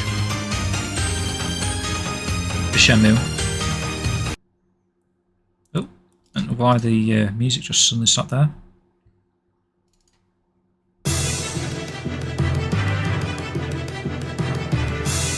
Unless I'm wrong, son. But if you look at it on a map, it's just another part of China. It's like close to the sort of where Russia is.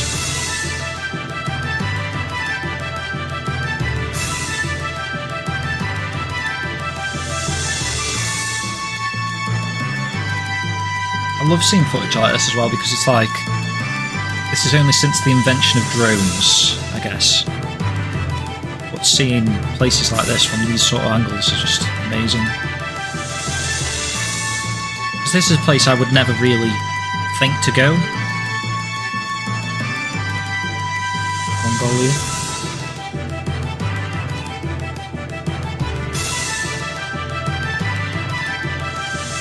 Landscape's crazy. I did have a thought. I'm going to show you this, guys. It just came back to me when I saw this. So let me show you this. Okay, I'll carry on a sec.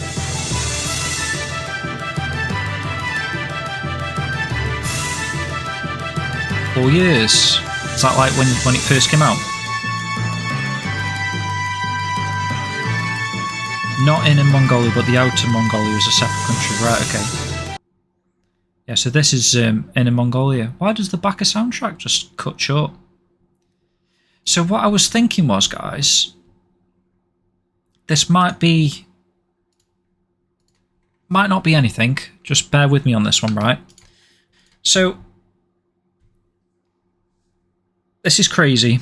Just bear with me on this one, right? So I thought the prologue to Shenmue was Guilin, right? Because you've seen Shenhua, you've seen a forest in the background. But if you look, there's no Guilin mountains. And look at this landscape. This isn't Guilin.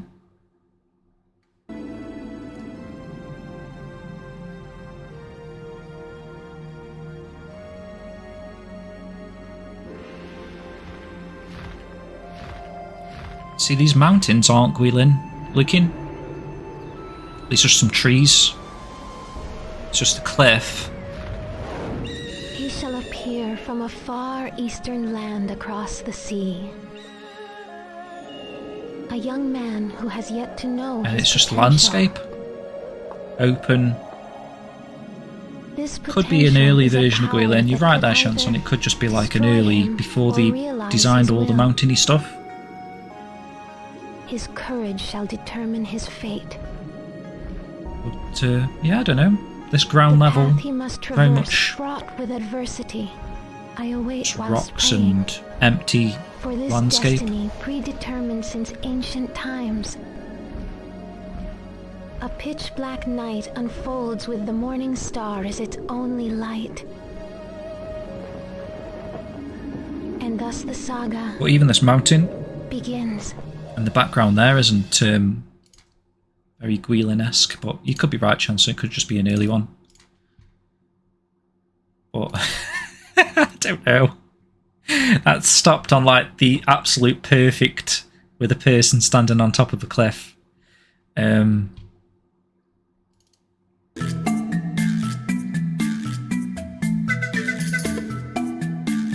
Like all this time, you could have been looking at like Mongolia in the prologue.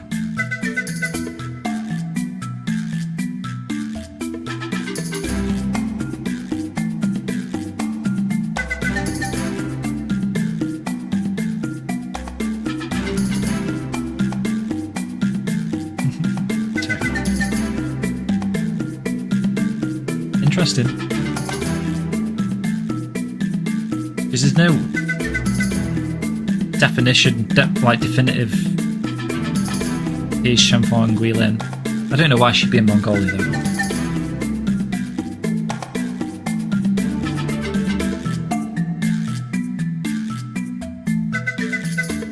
Very interesting sort of location, isn't it? This is the sort of horseback stuff, which we have seen character concept art with. What's going on with that horse then? Oh, I thought they had like another horse stuck up its arse or something. That's so weird. I think it's because its tail's obscuring this other horse. So there's like a little horse running next to him. It just looks like it's stuck to him.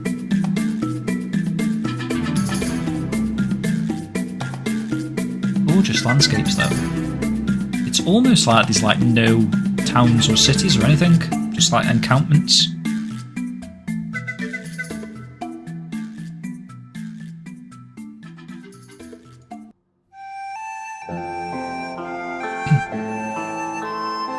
To the end. I'm going to let this go into the next Mongolia video because I think there's like a few more horsey things going on. And yeah, I'll get some of these photographs up, or imagery, at the same time. But obviously we've seen a few characters on horses. Shenmue depicted here, horseback.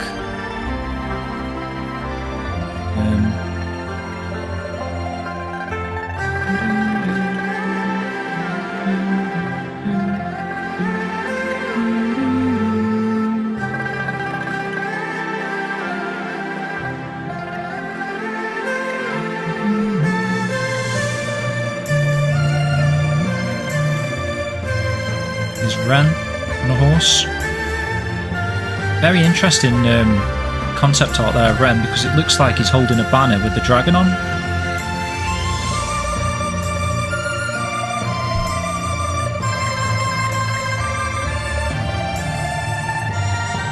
Like I say, it was in one of the Kickstarter updates when he was talking about Baisha and like the Warring Kingdoms aspect that he was planning for the game.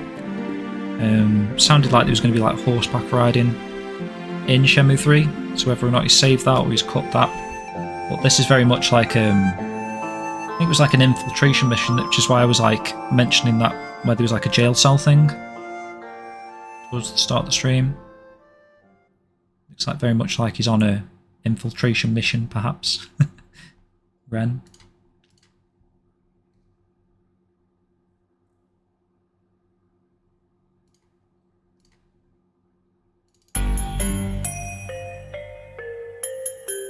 Camels.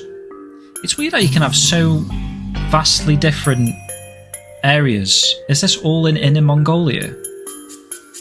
Or maybe just different seasons, I guess? But like how they got like a desert there with camels? Then green, like rich green, mountains, sky on. Heavy emphasis on eagles then. Heavy emphasis on horses, cattle, camels.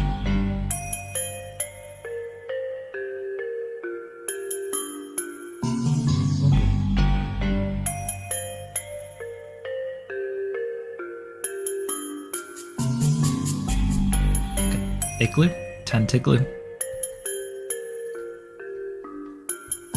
So yeah, that's Mongolia.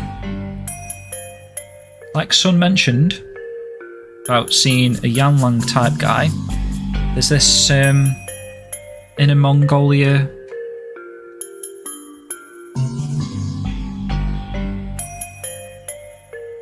we'll get to it in a little bit. These Mongolian wrestlers. So you know Yanlang, very much in this sort of outfit. Probably bring up a photograph of Yanlang Shenmue 3. I've already done this search.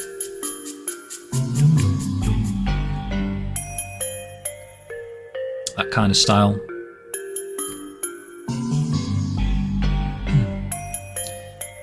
Probably even says, so Yanlang is a huge Mongolian fighter who uses Mongolian wrestling moves to intimidate and bully the inhabitants of Bailu village. And we have also got this from the Shenmue 1 and 2 Japanese website. If we put this into English, apparently Ren, head of Heavens, a street gang that dominates Beverly Hills Wharf, charismatic, he leads Heavens with his words and actions. He is extremely obsessed with money and basically doesn't trust anyone other than his companions. He's quick-witted, good at gambling, and doesn't mind cheating when he can't win. He is well-spoken, cunning and armed, and he is feared in Aberdeen. He is odds with the Kotenkai, an organisation in the underworld, and is thinking of blowing a bubble one day. What that means. He uses a butterfly knife and is highly athletic. He is also acquainted with joy. Like the bandana on his head, the back of Ren's signature blue jacket is embroidered with a Chinese mythical beast, the Kirin. No way! I never knew that, you know. The Kirin. That was the 5th beast. When we were looking at the 4 heavenly beasts, there was in fact like a 5th one that was... Was it a 5th one? Yeah, I think it was, wasn't there? Well, there was like 4 heavenly beasts, and then there was like 4 heavenly symbols. And one of them was a Kirin. I think it was like the 5th one that's kind of like... It's in one of them, but not in the other sort of thing. Interesting thing. That we'll have to go back to a previous episode when I discovered that. Forgot already. No one in Heavens knows his true identity, but he seems to be from the Mongolian horse tribe. There's a bit of lore breakdown for you there to consider. He seems to be from the Mongolian horse tribe. There's an interesting backstory there. I guess really we've not really learnt too much about Ren. You know, you just see him as this sort of street gang member, but originally is he from Mongolia? Would appear that way. And there's Yanlang. Oh, the chapters second, which could very much be the reason why then. Chapter 8 or 9 was it? Was it 8 or 9? Must be 9. Is the one that's set in Inner Mongolia, which is this image here, and Ren is sort of in maybe in his Mongolian tribe outfit. Very cool. So, last thing we were going to look at before I end the stream. I'm going to end the stream on midnight, so it's going to be like a 3-hour one. Just watching that guy there. So we've kind of come to the end of what I've got completely, so I'm going to have to plan something for next episode. Where we at? So the last chapter tile. So it goes Mongolia, Beijing, and then this place that I've never ever even heard of, to be honest. I've never heard it mentioned in Shenmue, Xinjiang. Which if you Google this place, the landscapes, so you're kind of thinking it's like, this is the Xinjiang chapter art. Very much sort of green landscape again. It's like the end image, it's like something's happened there. I think I did do this, and I think I did save some images. So these are the 2 images actually, so let's get rid of that second. So this is the 2 images that kind of resemble that for me, as close as I could kind of like get whatever's going on in this image. You've got this sort of mountain, this brown mountain sort of stuff in the background, the green in the foreground, and your sort of like sunny sort of sky aspect. And the second image was like this one, sort of similar sort of vibe going on there. I just tried to find like an image from this location that was like green, mountain, whatever. That's all we could find on that. What was it? Xinjiang.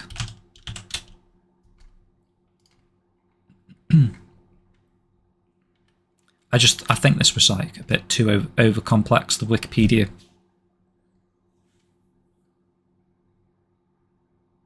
Located at the northwest of the country. I mean, if you have a look at the map, like a map of China, let's go Google. Google Earth was super slow for me before, but let's try it. Because I think Google Earth is like the best way to view stuff for context like this. It's very laggy though. I think my PC is just very, very poor. I mean, it is loading down here. We could wait a second. You've never ever seen Google Earth? Try the Edge browser. I know I've seen people use Google Earth for like zooming in on somewhere really cool. Hey, Cupertino. I don't think I can show you this. Oh, maybe. Just zooming in now. Autonomous territory in the northwest China, vast region of deserts and mountains. It's home to many ethnic minority groups, including... I don't know what happens if I click more info. Does it load a page or does it expand some type of people? This is way too slow. What did you say? Edge browser. Does seem a bit smoother actually. Do you reckon they've done that deliberately? So on these other browsers, it's like it's forcing you to like use a Google browser. Look how much smoother that is. Xinjiang. Oh, dude, we've got the full experience here. Nice one for that, son. It's about to order a new PC, but I don't need to now. So Xinjiang is there. So let's see where it is in regards. So all of this is China, right? Can we like, what can we actually do on here? Can we make like a, what's that? Voyager? I'm feeling lucky. Projects. Map style. Measure distance and area. What's this button do then? Voyager. Time lapse. Our planet's changing. That's very cool. So let's see if we can find. So you see how? So this is the little. Look at that this as well. The little red icony thing is Xinjiang. So that's where apparently the end of Shenmue is going to be. So that's going to be your final scene. No idea why it's all the way over there when Shanghai's here, for example. I believe Guilin is around here-ish. I think it might be part of this region actually, Guizhou. Show. You're going to get some names pop up. Guilin, there you go, down here. So you've got to think, so chapter 10 is Beijing apparently, which is all the way over here. It's like this upper region, somewhere around here-ish, I think. Shuzhou. That'd be a little bit higher actually.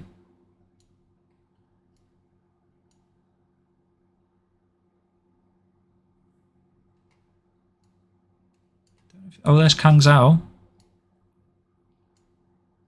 Beijing. Okay, so it's all the way up here. So if chapter 10's there, where's that Xinjiang on? Xinjiang. All the way over there. That doesn't make sense, does it, in terms of like distance? Like, why does the end of the game happen there, and then the farewell imagery is like all the way over here?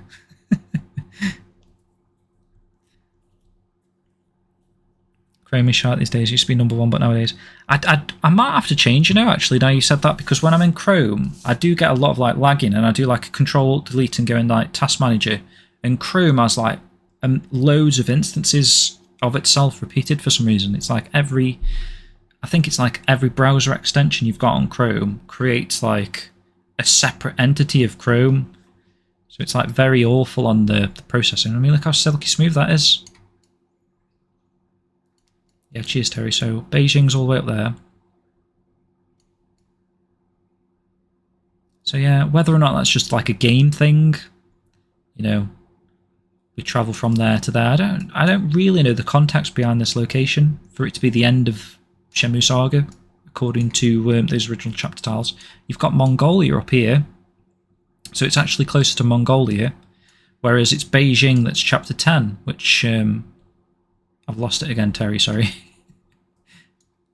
There it is, Beijing. So Beijing, where's Mongolia? There. So Beijing, Mongolia, and Xinjiang. So that's chapter 9, 10, 11. Inner Mongolia, actually. So there's your chapter 9.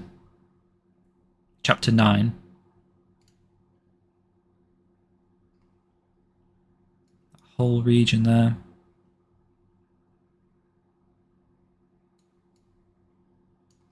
Very, very cool stuff. Let's see what happens when we click Guilin. Where's Guilin? Guizhou, Guilin. See, in other parts of the country, the world, you can like literally zoom in and like check stuff out, but I think because of like China's political aspects, you can't really. It doesn't look too bad.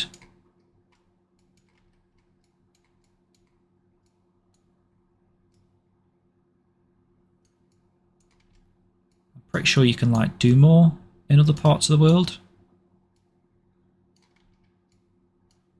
Just click on that. That's it. You can't go street view. So say if I wanted to like view this street, it doesn't work in China. But if you go to like, you know, like Liverpool, for example.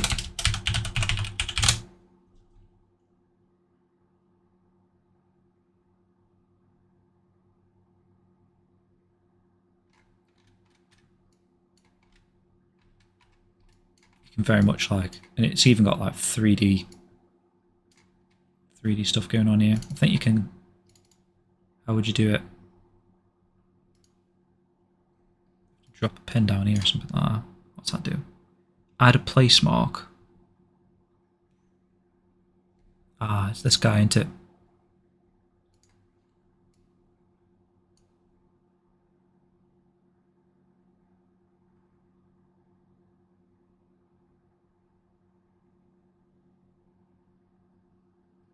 There we go. That kind of a style. And this is what those people do. They do like geo thingy, don't they? Location people. These people that can like, I've seen them on YouTube. They get dropped in a random location like this, and all they've got is like road signs and like stuff like that. And then they could say, "Oh, I know exactly where we are. We're in Liverpool," something. Let me just double check that back for China, just see, because it was that little man guy.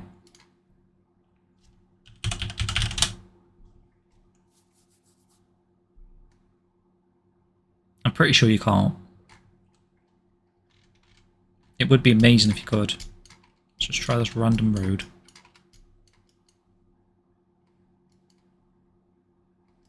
Yeah, there's no like lines or anything. No street data is available here. Ooh, what about that one? No. No. Right then, guys. We've already gone quite a fair bit over than usual. And I've got a lot of... I'm going to have to edit this particular stream because that copyright strike thing we had messed us up. But thank you very much for joining me again on another fun-filled lore investigation stream. I think that was quite well-rounded as an episode there, and we've come to the end of what I wanted to do with these like real-life locations.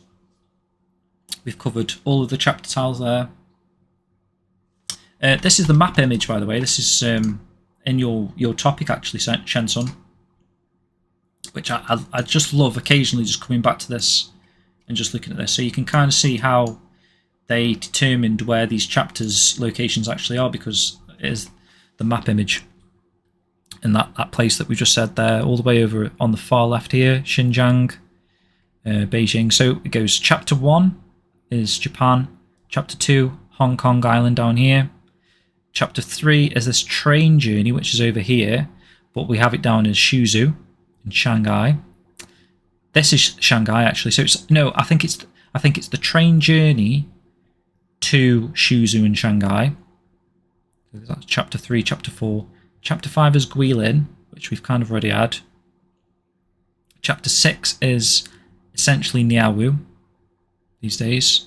Chapter 7 is Liyuang, apparently. And this is where we got the Cliff Temple stuff. The Shaolin monks is going to be there as well, which is going to be cool. Chapter 8 then is Cangzhou, right? This is all going off my memory here. Cangzhou, which is where we're going to go to Mengcun as well, because that's part of Cangzhou. And then you go all the way across to Inner Mongolia for chapter 9. Chapter 10 in Beijing. Potentially that could be Rendead there. We speculated that earlier in the episode. And then all the way from Beijing to, for some reason, Xinjiang, which don't know if there's any documentation out there that references this location. Yu Suzuki's notes or whatever. I've never heard of it before. But apparently that is where the final chapter of the series is based in. Potentially future bucket list destinations for you to plan. But yeah, guys, hopefully you enjoyed that. Thank you to everyone that joined me in the chat here. Did you know there's a 10th chapter tile that takes place in Liverpool? Nice, nice. Scouts Landy. We should go on a virtual Debita tour. Debita Street tour. Yeah. I'm down to do stuff like that. I'm not even sure what I want to do next episode. I mean, at some point I did want to look into the Emperor a little bit more. But I feel like we could do with watching the film. The Last Emperor would make the most sense. Got my list of documents here, some stuff that we want to research. I still want to know what they mean by that, but maybe we have these clues these days. Yin and Yang could look into that a little bit more. Yeah, these are a few things. I had something from Joe Kitchen as well, I think, that was like early on. Some location. I forget the name. And also what he mentioned last stream, where it was like the different colours, shades of colour of outfit. That might be an interesting topic. Oh, and someone mentioned something about ley lines and dragons and stuff like that we can investigate. Dragon ley lines or something. Someone wanting me to investigate, so I'll see what I can do over the next 2 weeks. See what we've got planned next time. But thanks very much for joining again, everyone. Cheers, Terry. Thank you for joining. It's likely that China has imposed restrictions on Google's ability. That is correct. That is definitely what they've done. Very much like an unknown country, really, when you think about it. Like it's there in map form.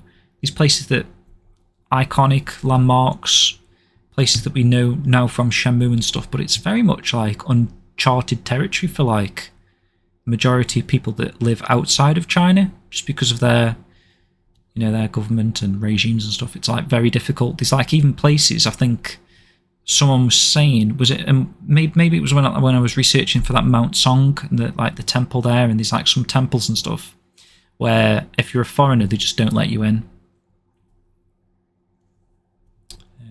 So yeah, it's very much a restricted country in that sense. But yeah, cheers guys. Take care. Video from Matt tomorrow. I try and get this in at the end here. What we got? We got video from Matt tomorrow, which is today now actually, because I'm 7 minutes over midnight. And then you might have a quiet week. Might have a quiet week from us for a change. It's gonna be like a Saturday video, and then a Shenmue Day stream there, and then next Law stream on this Friday. But yeah, there you go. Take care, guys. We're gonna end with Wish as usual. Until we meet again. Keep friends and those you love and all that sort of bollocks. So, cheers, guys.